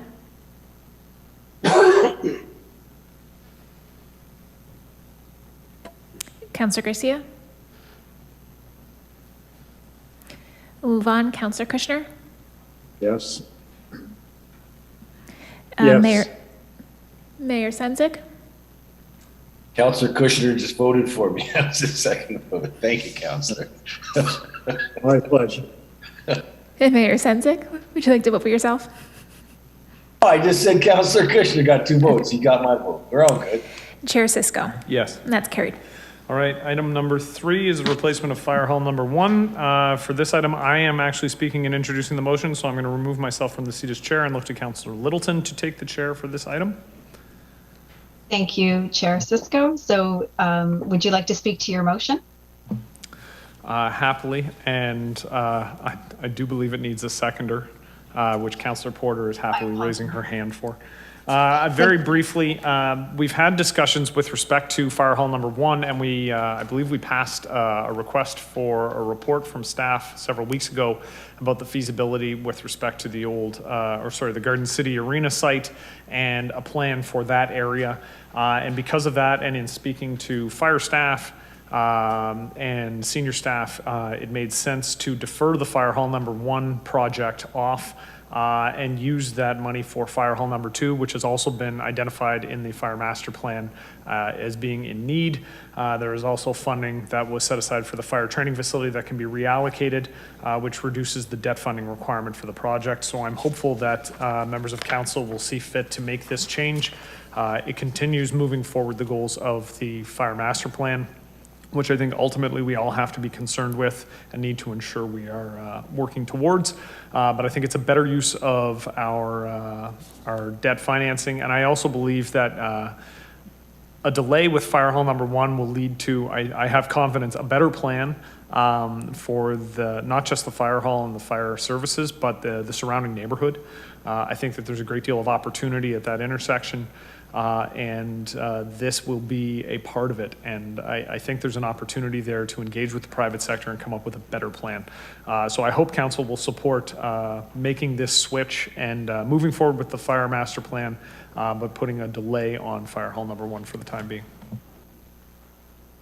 Thank you, Councillor Cisco. Any questions? I see Councillor Garcia. Go ahead. Thank you, Madam Chair. Through you to the mover, I guess. I understand the rationale, but there are no numbers here. Can you give us an idea how much money we're talking about that was allocated to number 1 that would now be used for number 2? So I'm going to look to Ms. Douglas because she's the number person. I believe the fire training facility is a $2 million offset, but I'll look to Ms. Douglas for the rest of the numbers. Thank you, through you, Madam Vice Chair, to the councillor. So the estimated cost for Fire Hall number 1 was $6.5 million. The advancement of Fire Hall number 2 had an estimate of $6 million. So therefore, there's a decrease in the total capital cost of $500,000. And then by utilizing the previously allocated funds for the fire training facility of $2 million, then we're looking at a decrease in our debt of $2 million for this particular project. Okay, thank you very much. Any other questions? I will note that Councillor Miller does have his hand raised in chambers. Thank you. Go ahead, Councillor Miller. Yeah, I'm just wondering if maybe Deputy Chief Upper could give his opinion. I know in particular I have some concern about the fire training facility, which I believe has already been delayed quite a few times. So just, I know Councillor Cisco mentioned speaking with fire services, so if just fire services could chime in. You Vice Chair, to Councillor. I think this plan is good. We are trying to be innovative and look at different opportunities with our training facility. We need to go back to the table and, like we're saying, look at our community needs and make sure that we're doing what's best for our fire service. So I think it's good to just hit the pause button for a moment and take the time to work with staff to look at all the different options that we've got. But in the meantime, we know that fire stations number 2 and 3 are both ready to go for builds. And so if we can move forward with Fire Hall number 2 while we're just ironing out the details for our training facility, I think that's our best course of action. Okay, I appreciate that, and I'm happy to support this. I will just hope council eventually builds that training facility we saw with the Welland House fire. We need the high-rise training for our firefighters for situations like that. We were lucky that no one was hurt in that situation. But as we build taller and taller buildings in the city, which is a good thing, we need to make sure we're providing the proper training to suppress fires in those areas. So thank you. Thank you, Councillor Miller. Seeing no further questions, thank you, Deputy Chief Upper, as well, for your comments. I'll look to the clerk to call the roll. Councillor Cisco? Yes. Councillor Porter? Yes. Councillor Phillips? Yes. Councillor Miller? Yes. Councillor Littleton? Yes. Councillor Kushner? Yes. Councillor Garcia? Yes. Councillor Dodge? Yes. Counselor Sorrento, Hardy, yes. Counselor Williamson, Yes. and Mayor Sendzik. Yes. And that's carried. All right, I will resume the chair. Thank you, Councillor Littleton. And it's one of those moments where I realize maybe if Councillor Littleton had been doing this all night, we would have been out of here an hour ago, but I'll continue. Item number 4 is P22065 Vansicle Road. Mayor Sendzik has moved a proposed amendment regarding bike lanes and traffic calming measures on Vansicle Road. If I can just get a wave of the hand from Mayor Sendzik that this is his. And can I have a seconder for this motion? Councillor Kushner. So the motion is the bike lanes and traffic calming measures be instituted within the parts of the Vansicle Road resurfacing project, including the following: a request for installation of speed display signs and speed capture cameras for tickets by the region of Niagara, installation of bike lanes from St. Paul Street West to Reichert Street, and installation of speed reduction humps within certain sections of Vansicle Road. Mayor Sendzik, would you like to speak to the motion first, or would you like to reserve the right to speak until the end? No, just ever so briefly. Thanks, Chair. The people in that community, that part of the community, have been very, very adamant and crystal clear about their want of seeing a reduction in speed for cars. And what we've been seeing is we need to increase the safety of both those cycling and those walking in the areas, and for the kids that are in the Vansicle area. Leaving, obviously, it's in front of us with the bike lanes. There is a bigger project that's taking place from Reichert to Pelham that is also in the capital budget, and also the reduction of speed humps, and really looking to staff to better explore how do we slow traffic down. The calls that I'm getting and the emails that I'm getting from the Vansicle Road area are just tired of the increased speeding of cars.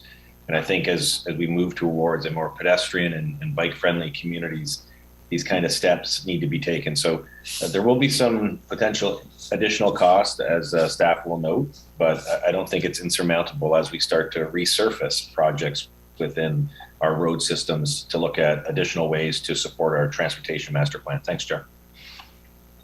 Thank you, Mr. Mayor. Councillor Kushner.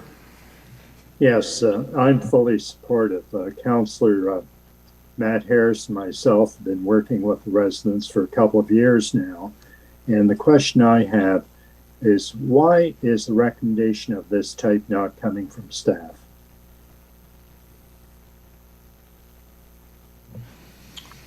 Through you, Mr. Budget Chair, the work that we're doing on Vansicle Road is a resurfacing project, and it is to extend the life of the road.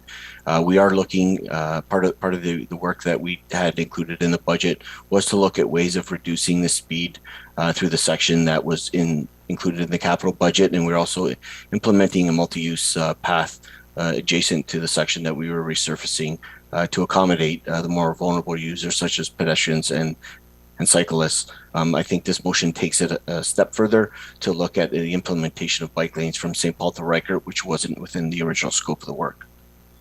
Okay, and the other question I have, the residents wanted a crosswalk, pedestrian crosswalk from Vansicle to the park. I forgot the name of the street. Why is that not included? Are you aware of the crosswalk? Through you, Mr. Budget Chair, I personally am not aware of the crosswalk. I can take that back and see if it's on our current list of proposed locations.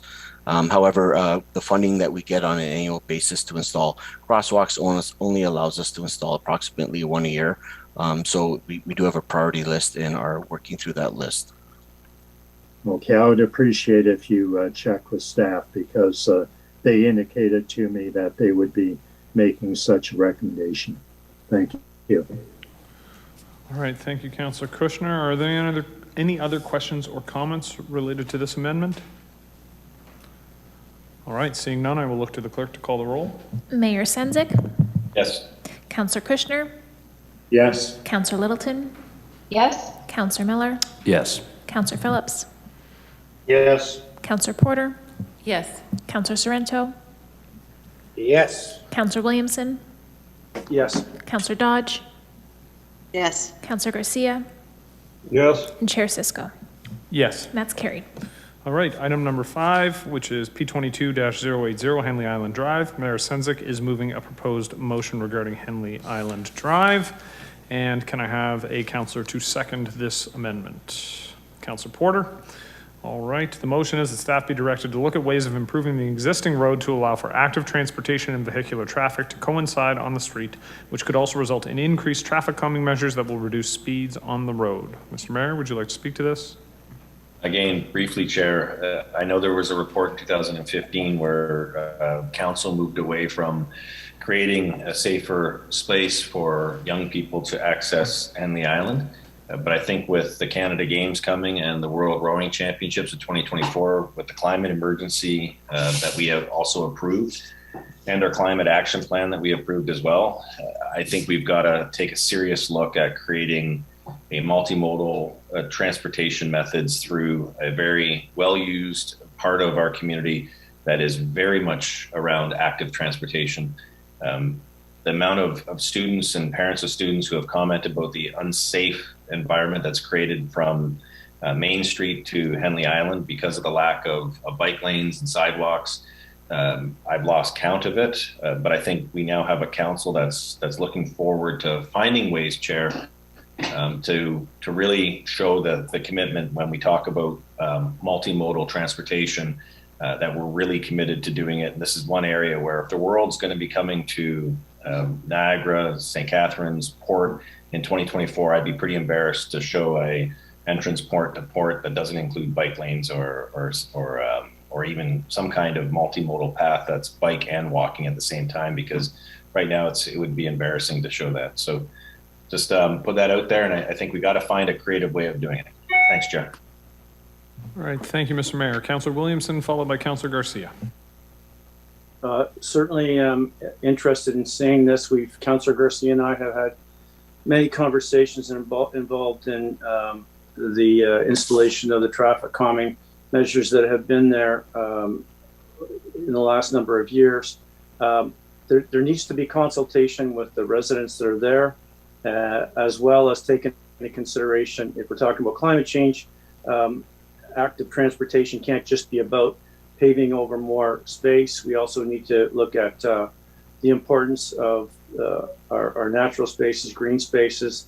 And I think it can be done, but it has to be done in a way that is not entirely intrusive and does harm to the green space that's there. I was on council when McMahon Farm was developed, and I asked for a pedestrian way to be added at that time, and it didn't happen. So this is kind of a consequence of not acting properly or not acting with some forward thinking when we could have. So I'm certainly supportive of the motion on the floor, but we got to consult with local residents. Okay, thank you, Councilor Williamson. Councilor Garcia. Thank you, Mr. Chair. Through you, I think Councilor Williamson has covered my point, but the mayor mentioned that there was a study done to this, and it's very important to have better access there.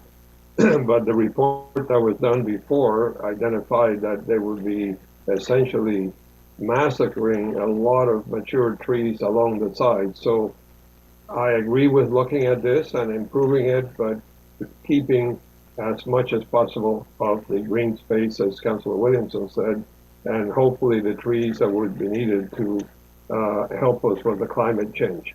Thank you. Thank you, Councilor Garcia. Councilor Porter.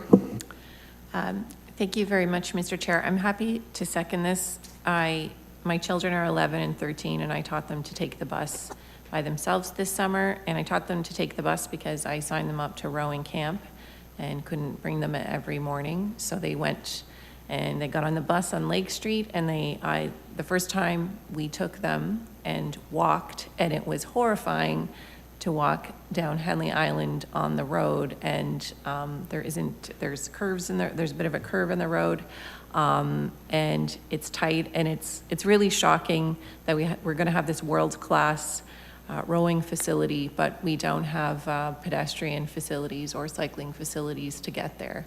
So I 100% support that motion. And if we're going to address climate change, we have to actually remove car infrastructure. We really need to turn around our way of thinking. I don't think we're close to being there yet, given some of the discussions that we have. It is going to take some paving and addition of sidewalks and cycle tracks, and maybe we'll have to take down a few trees. But creating a walkable city is going to get us a lot further ahead in terms of climate change, and we need to move in that direction. Thank you. All right, thank you, Councillor Porter. Councillor Littleton. Thank you. This is just more for my own clarification. I believe the ward councillors were talking about residents being asked about this. Are there any residents that live on Henley Island?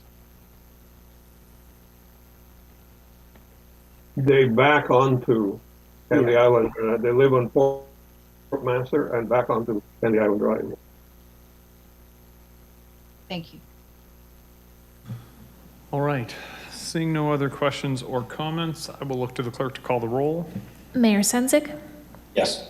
Councillor Kushner? Yes. Councillor Porter? Yes. Councillor Sorrento?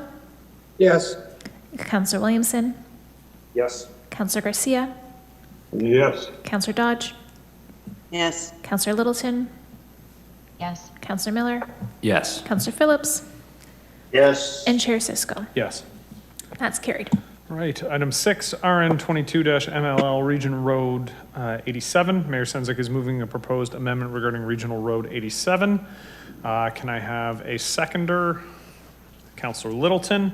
The motion is the funds allocated for Regional Road 87 be deferred for 1 year due to the region's decision to defer the project until a later date, and that $4.1 million be included in the draft 2022 capital budget for the reconstruction of Ontario Street between Linwell and Lakeport in partnership with the Niagara region for a completion before the start of the World Rowing Championships in 2024. Mayor Sendzik. Thanks, Councillor, and again, I'll be quick. I've been working very closely with the Director of Regional Transportation and also with Director Martuccio, and Regional Road 87 and Councillor Williamson and Councillor Garcia have been very aware of this, moving into the Port Dalhousie proper commercial area. That's being deferred by a year because the work that can be done won't be done in time for the World Rowing, so they're putting a longer horizon on it. But we do need the work being done on the Ontario between Linwell and the Lakeport Road. So this would be our contribution to that. And I've talked with Director Martuccio about that. It's about 4.1 million. That's a reduced contribution from Regional Road 87, which would be about 7 million when that comes in. So this is just a reallocation trying to make sure one important project is done before the World Rowing Championships. Thanks, Chair. All right, thank you, Mr. Mayor. Are there any questions or comments with respect to this? All right, seeing none, I will look to the clerk to call the roll. Mayor Sendzik? Yes. Councillor Littleton? Yes. Councillor Williamson? Yes. Councillor Garcia? Yes. Councillor Dodge? Yes. Councillor Kushner? Yes. Councillor Miller? Yes. Councillor Phillips? Yes. Councillor Porter? Yes. Councillor Sorrento? A second Hardy, yes, clerk. Councillor and Chair Cisco. Yes. That's carried. All right, item number 7 is P18-177 Morningstar Mill Dam Replacement. Mayor Sendzik is moving a motion regarding this. Can I have a seconder for this particular amendment? Councillor Dodge. All right, the motion is that prior to the initiating of the repairs to the dam at Morningstar Mill, the city engaged the province and the Niagara Peninsula Conservation Authority regarding funding support for the historic dam and the potential for a new operating model moving forward. Mr. Mayor? Chair, this is an important project, but it also is a project that is taking place on lands that are under both the jurisdiction of the province and also of the NPCA, yet we're the responsible ones that have to repair a historic dam. So I'm looking to the upper levels of government and also to the NPCA to explore opportunities for funding this project, because it is a significant amount of money and it is a historic part of our community. But there also needs to be, I think, some additional acknowledgement of the fact that the property proper that is servicing the dam and the waterway that's going through there is also under the purview of the province and the NPCA. So this would be an important dialogue that I think needs to take place before we start to invest upwards of over $1 million on the repair of the dam, which is long overdue, by the way. Thanks, Jim. All right, thank you, Mr. Mayor. Are there any other questions or comments? Seeing none, I'll look to the clerk. Mayor Senzik, Yes. Councillor Phillips, Yes. Councillor Sorrento, Yes. Councillor Porter, Yes. Councillor Miller, Yes. Councillor Littleton, Yes. Councillor Kushner, Yes. Councillor Garcia, Yes. Councillor Dodge, Yes. Councillor Williamson, Yes. and Chair Cisco. Yes. That's carried. All right, and the final amendment for the capital budget, P21-143, Burgoyne Woods parking lot. Mayor Senzik is moving an amendment here. Can I have a councillor to second this amendment? Councillor Kushner. The motion is that the Burgoyne Woods parking lot project be removed from the draft 2022 capital budget and that staff be directed to explore the use of materials and methods that are low carbon and or environmentally sustainable when installing parking lots at city properties, and that a pilot project be explored at Sunset Beach as a means to research and implement industry best practices, and that options for the Burgoyne Woods parking lot be explored following the Sunset Beach pilot project. Mr. Mayor? This is really just picking up on what Councillor Williamson has been talking about when it comes to finding different ways to create low carbon and environmentally sustainable places within our community that's within our control, such as parking lots like this. So it is an important parking lot to get resurfaced, but I think until we see the results from the Sunset Beach pilot, then I think we can proceed forward with Burgoyne. As we've seen from a lot of the discussion around climate, we can start with some of these pieces to show the broader public that the commitment that we have is real, and this is the way we can do it. Thanks, Chair. Thank you, Mr. Mayor. Councillor Phillips. Thank you, Chair. Definitely support this. Last summer, between Lakeside Park and Sunset Beach, the parking fees raised a considerable amount of money, and I know it did go into the parking fund, but this would be a chance to take that money and at least reduce the cost of the parking lot if we so wish to reduce the amount of debenture on the parking lot. Parking lot definitely needs enhancement, and we're working hard and trying to develop an environmentally friendly beach down there, and this would be a great start to doing this. So thanks for the motion, Mayor, and definitely support it. All right. Thank you, Councillor Phillips. Councillor Porter. This is just a brief question. I don't know if we could add a little friendly amendment that when staff are being directed to explore different types of materials and they report back on best practices, that there's a view to stormwater management. I know we're talking about carbon and sustainability, but parking lots create a lot of stormwater that we have to deal with. So if that could be part of what they're looking at. Mr. Mayor, is that friendly?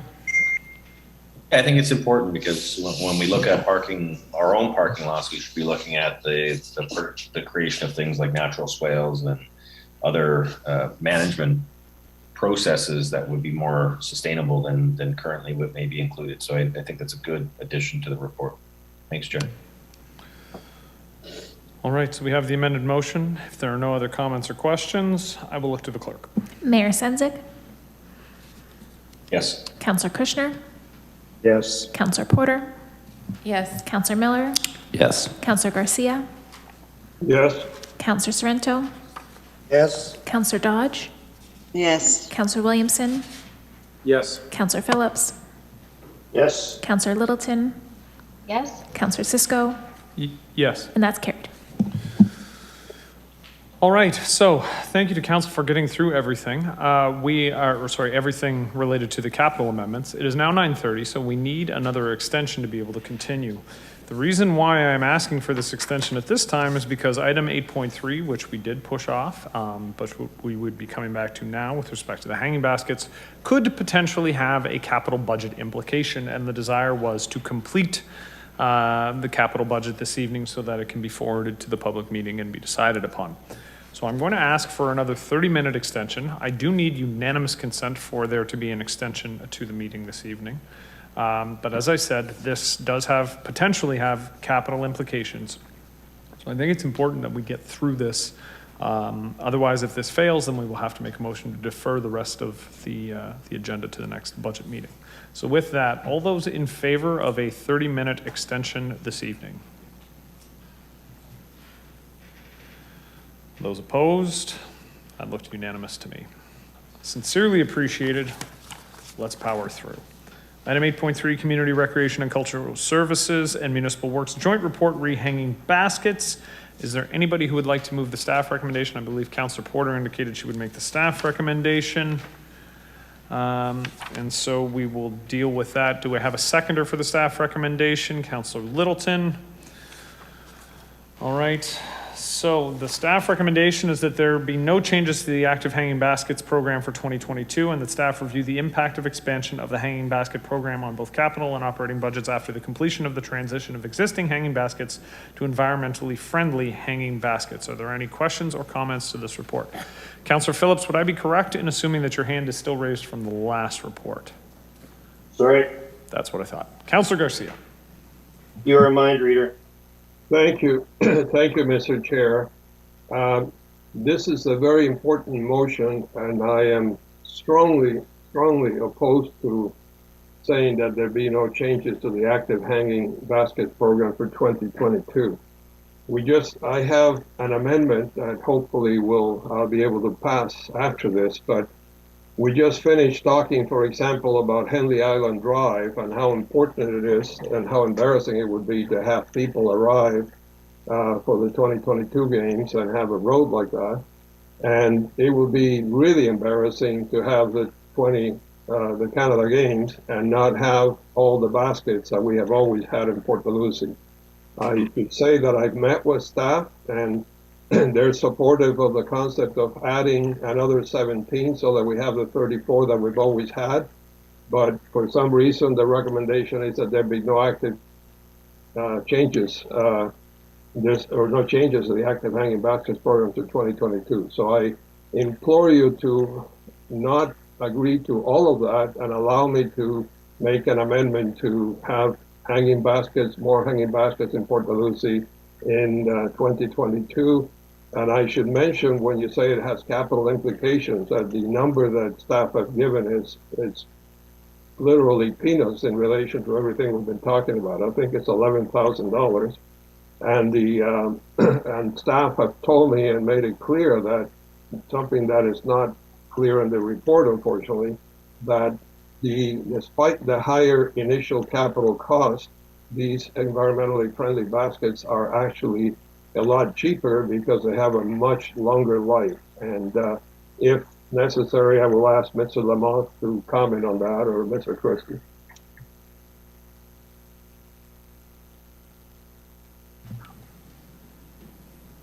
Would Mr. Lamont and Mr. Christie like to comment on that? While they're deciding which one will, I'd like to give kudos to Councillor Porter for her suggestion of the environmentally friendly hanging baskets in previous years. It looks like Mr. Lamont has drawn the short straw, and so he will speak to this one. Thank you, Mr. Budget Chair, and through you to the councillor. You are correct that the operational impact is minimized when using the environmentally friendly hanging baskets, and it's not specifically detailed in the report because it isn't an additional cost. So if the environmentally friendly hanging baskets in Port Lucie were to be passed, if it was the will of council, then there would be no additional costs that would need to be absorbed. And so that's why it isn't highlighted in the cost table, because there is savings in the long term. Thank you, Mr. Lamont. As I said, I'm very, very critical that we have them in 2022. So. All right, thank you, Councillor Garcia. Councillor Sorrento, followed by Councillor Williamson. Thank you, Chair. I'll let Councillor Williamson go first. That's okay. I can wait. I yield to Councillor Williamson, Chair. I'll go after him. Councillor Williamson. Well, I'll accept Councillor Sorrento's yield as long as he's going to support me. The horse trading that goes on at a budget meeting. first of all, the wording of the motion suggests that it represents no change, which is really not true. As Councillor Garcia has pointed out, we had more hanging baskets previously. This would be effectively a reduction when you look at over the long haul. And the environmentally friendly baskets is something that staff has been looking at for, I think it was said at the Green Advisory Committee meeting, 10 years or more. So it's not something that came up just this term of council, although it has been implemented this term of council. We've tested them. So I'll support I'll not support this motion. I'll support a subsequent change to motion. Thank you. Thank you, Councillor Williamson. Councillor Sorrento. Thank you, Chair. So I have a procedural question, either to you or to the clerk. And my question is this. This motion would have to fail, and then we would consider Councillor Garcia's motion, correct? That is correct. Okay, thank you, Unless Chair. they said it was friendly, right? Sorry. Continue, Councillor Sorrento. Okay. All right. So you've answered my question. So then we're just going to go with that recommendation. The recommendation has to pass. Is that correct? So if the staff recommendation passes, which is what's on the floor, then we would that would be done, and we would be finished with the hanging basket issue this evening. The reason why Councillor Garcia's has to wait to see if the staff recommendation fails is because the first clause in Councillor Garcia's, I believe, is contradictory to the main motion, because the main motion would be no changes, and Councillor Garcia's motion asks for changes. So the staff recommendation on the floor is no changes and review the impact. That's what Councillor Porter has put, I believe Councillor Porter has put forward, yes. And that would have to fail for Councillor Garcia's to come up. So Chair, I just want to speak to this because I did have a conversation with staff, and I did request an additional up to 30 hanging baskets for the other 3 wards that don't have them. And I believe the impact was, Chair, $35,000. So with the addition of, say, 17, okay, there will definitely be impact on the capital budget. So because it's a very, very tight budget, very austere, we're coming out of COVID, a lot of priorities, I decided to withdraw my request, which I willingly do so, and we can get it another time. And I just don't see how an additional 17 baskets in the Great Ward of Port Dalhousie would have an impact on the Canada Summer Games. I don't see somebody driving down Main Street and saying, oh my goodness, we're at the Canada Summer Games. Did you see those extra 17 hanging baskets there? Fantastic. And they're environmentally friendly too. So, you know, I do have a bit of an issue with this, Chair, because in my humble opinion, it's not fair to the other wards. So, you know, I'm going to go with the staff recommendation, and I'm going to leave it at that. And I just wanted to get that, you know, out there because it is upsetting to me, Chair, that we have 3 other wards that are equally deserving and more so deserving because they are lacking in the hanging baskets. So I just need to get that out there. So thank you. Thank you, Councillor Sorrento. Councillor Littleton. Thank you, Mr. Chair. I just want to speak. I really hope that we can put this to bed soon, this issue. I'm getting tired of talking about hanging baskets. We have major issues that we need to talk about, folks, and we spend a lot of time talking about flowers. And I love them. I wish the whole city could have flowers. I wish we could plant gardens everywhere. I wish we could do all these things. But the fact of the matter is we're looking at a 4.05% tax increase. And I don't think that this is the year for us to increase. I understand what councillors are saying when this would actually be a decrease, because this was cut out a few years ago. That's what happened. And ever since then, we've been trying to bring them back and bring them back and bring them back. I don't think next year is the year to increase any number of baskets. And I just also want to give a shout out to the person at Canadian Tire who stepped up this year and provided that. And I think that's the direction that we need to go in. I would think that after being on council, I've been on council for 3 years, that maybe I've made some relationships in the community in Meriton. Maybe Councillor Miller and I, if we want to have more baskets in Meriton, the two of us could go and pound the pavement and work with our business owners. Maybe there's residents in the area who would like to donate to this. I think that this is really the way that we need to go, rather than asking to put it on the taxpayer's bill and have the entire city do it. If we want to do it in Port Dalhousie, I'll help in Port Dalhousie as well. I don't know as many people there, but I'm willing to help. I really think we need to start looking at these kinds of community partnerships instead of just putting this on the tax bill. And further, we've given $10 million to the Canada Summer Games. If they don't have a flower budget, then that's too bad. Thank you. Thank you, Councillor Littleton. Mayor Senzik. Hard one to follow, Chair. So I would say if there could be an amendment, first of all, I'd like to thank Pat McMaster from Canadian Tire on 4th Avenue, who stepped up with the other dealers to create the pilot project that we undertook in 2021. And it has proven to be a great success. If the mover would accept an amendment that any additional hanging baskets in 2022 be part of a sponsorship program, that would be, if they would be open to that, because based on the experience of Pat and Canadian Tire in St. Catharines, there were other businesses that were asking about the potential of being able to support these kind of environmental initiatives. And I had to say, well, it was a pilot. So it's not like we're asking for a whole bunch of businesses to come forward from an environmental standpoint. So I do think there's an opportunity there. So if the mover was open to at least allow for the potential, as Councillor Littleton talked about, to go out there and secure additional support for the environmentally friendly baskets, I would be open to supporting this as well. Councillor Porter, is that friendly? It's friendly. And Councillor Littleton is the seconder. You're okay with that? Okay. 100%. All right, Councillor Garcia, you've spoken, so just give me one moment. Councillor Porter, you've also spoken, so just give me one moment. Is there anybody who has not spoken to this motion yet who would like to speak? I didn't speak. Did you not speak to it initially because you made the motion? No? Okay, well then Councillor Porter and then Councillor Garcia. Thank you. I am in favor of sponsorship programs for flowers. Oakville has the Oakville Blooms program for all their beds and flowers, and there's actually a waiting list for businesses who have to wait to become sponsors because it's so popular.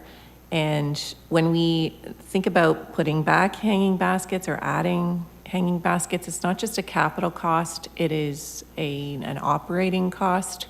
If we start spreading it all over all the wards everywhere, when we're trying to reduce the diesel truck usage and the greenhouse gas emissions, then we're just adding to it. I also just want to caution us about making decisions about, well, you get 5 in your ward and I need to get 5 in my ward. I just don't ever want to be that councillor that makes those types of decisions, and I just want us to not go there.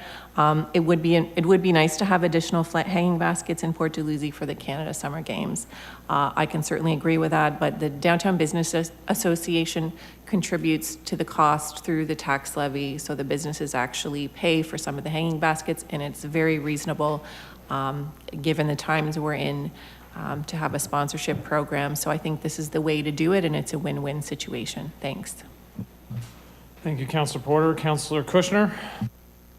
Yeah, Mr. Chair, I'd just like to say I'm not interested in having them in my ward, but I can understand having them in the downtown and in Port Dalhousie. They're two well-defined business areas, and I have no problem supporting both. Thank you. All right. Thank you, Councillor Kushner. And then Councillor Garcia, this is the second time. So I'm going to ask Mr. Smith to speak first because he's raised his hand, and listening to staff is always important. Thank you, Mr. Chair. I was just hoping for some clarification on the motion. When we're talking about additional sponsorship for the program, are we also talking about the sponsorship of the operational costs? One of the things about the Port Dalhousie baskets is we can accommodate them within our current complement and current fleet. If we start spreading baskets throughout the city, that no longer becomes feasible because we have to plan new routes. We have to put an additional water truck on the road, and we will have to staff that water truck. Could I ask that the additional bagging baskets in, I don't know, Mayor Sunzek, we're really talking about Port Dalhousie. That's the big focus at the moment with the Canada Summer Games. I think we need to keep it at that, but I also think the sponsorship program should include operating costs, and any future sponsorship program for flowers should also have an operational component, so yes. Okay, Mayor Senzak, this was your amendment, so. Yes, I think make it geographic specific. I would also just ensure that it includes the operating costs are actually going down, because if we keep it in this geographic location, we're actually putting fewer trucks down Main Street, fewer times a week, and that should be an operational savings, not an expense. Thank you, Jeff. Okay. All right, Councillor Garcia, this will be the second time, so if we can keep the comments brief. Thank you. Just very briefly, I thank the mayor for that amendment. I just want to ask about timing. Obviously, it's important if it's staff that has to contact the sponsors or whoever is going to contact them, that it be done as soon as possible, because I know staff has to plan for the baskets if we do get the additional 17 baskets. And I also wanted to add that if we do get them, that what I discussed with staff is that they be single baskets, because this year they put in 17, but most of them were double, so essentially you have half the locations. By having single ones, and I discussed that with them, you can have the baskets coming all the way up to Henley Island Drive. It's spread out, so thank you. Thank you, Councillor Garcia. And then I see Councillor Phillips snuck in, I'm sure, to call the question. After I speak, yeah, I'll do that. Okay. Number one, for those of you who didn't get to Port Dalhousie last summer, I mean, the merchants there did look after their flower pots that were on the street, and the place looked amazing. I thought it was one of the best displays that they'd ever had. With this, are we guaranteeing, hopefully the sponsorship program will come forth, are we guaranteeing that we're going to get those baskets? So if we don't get that sponsorship program, are we still going to have the baskets or not? Question to, I guess, the mayor. No, it's contingent upon getting the sponsorships, just like last year. And if we don't, then we don't get the baskets. Then we don't get the additional ones. It's back to no changes. Okay, thank you. Call the question. Call the question indeed. Deputy Clerk. Councillor Porter? Yes. Councillor Littleton? Yes. Councillor Miller? Yes. Councillor Kushner? No. Councillor Garcia?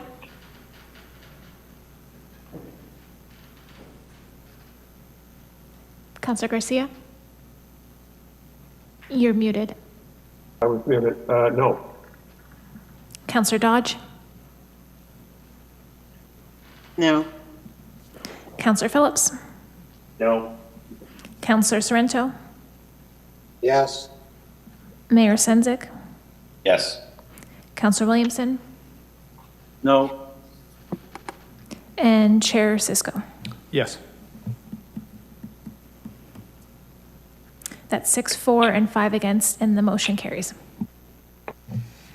All right, moving on to item 8.5, the draft 2022 operating budget notice of amendments to be considered. I am going to ask that any amendments for the operating budget be forwarded to Ms. Douglas by noon on Thursday of this week, so that those amendments can be discussed on November the 17th. So if you could please send those through, that would be wonderful.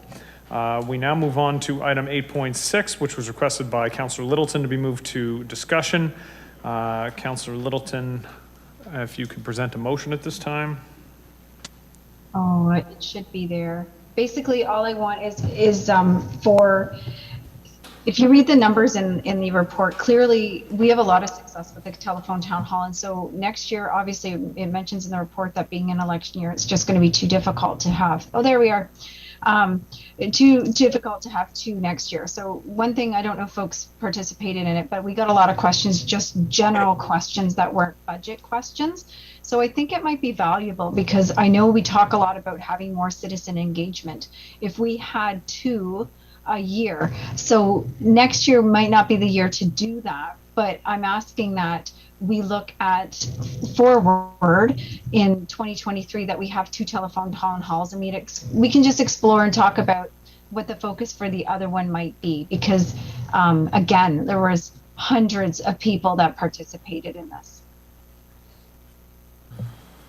All right, thank you, Councillor Littleton. So this does not have budget implications for 2022, but it's asking that the cost of two telephone town halls be included in the draft 2023 operating budget, which will be considered and voted upon by the new council in December of next year.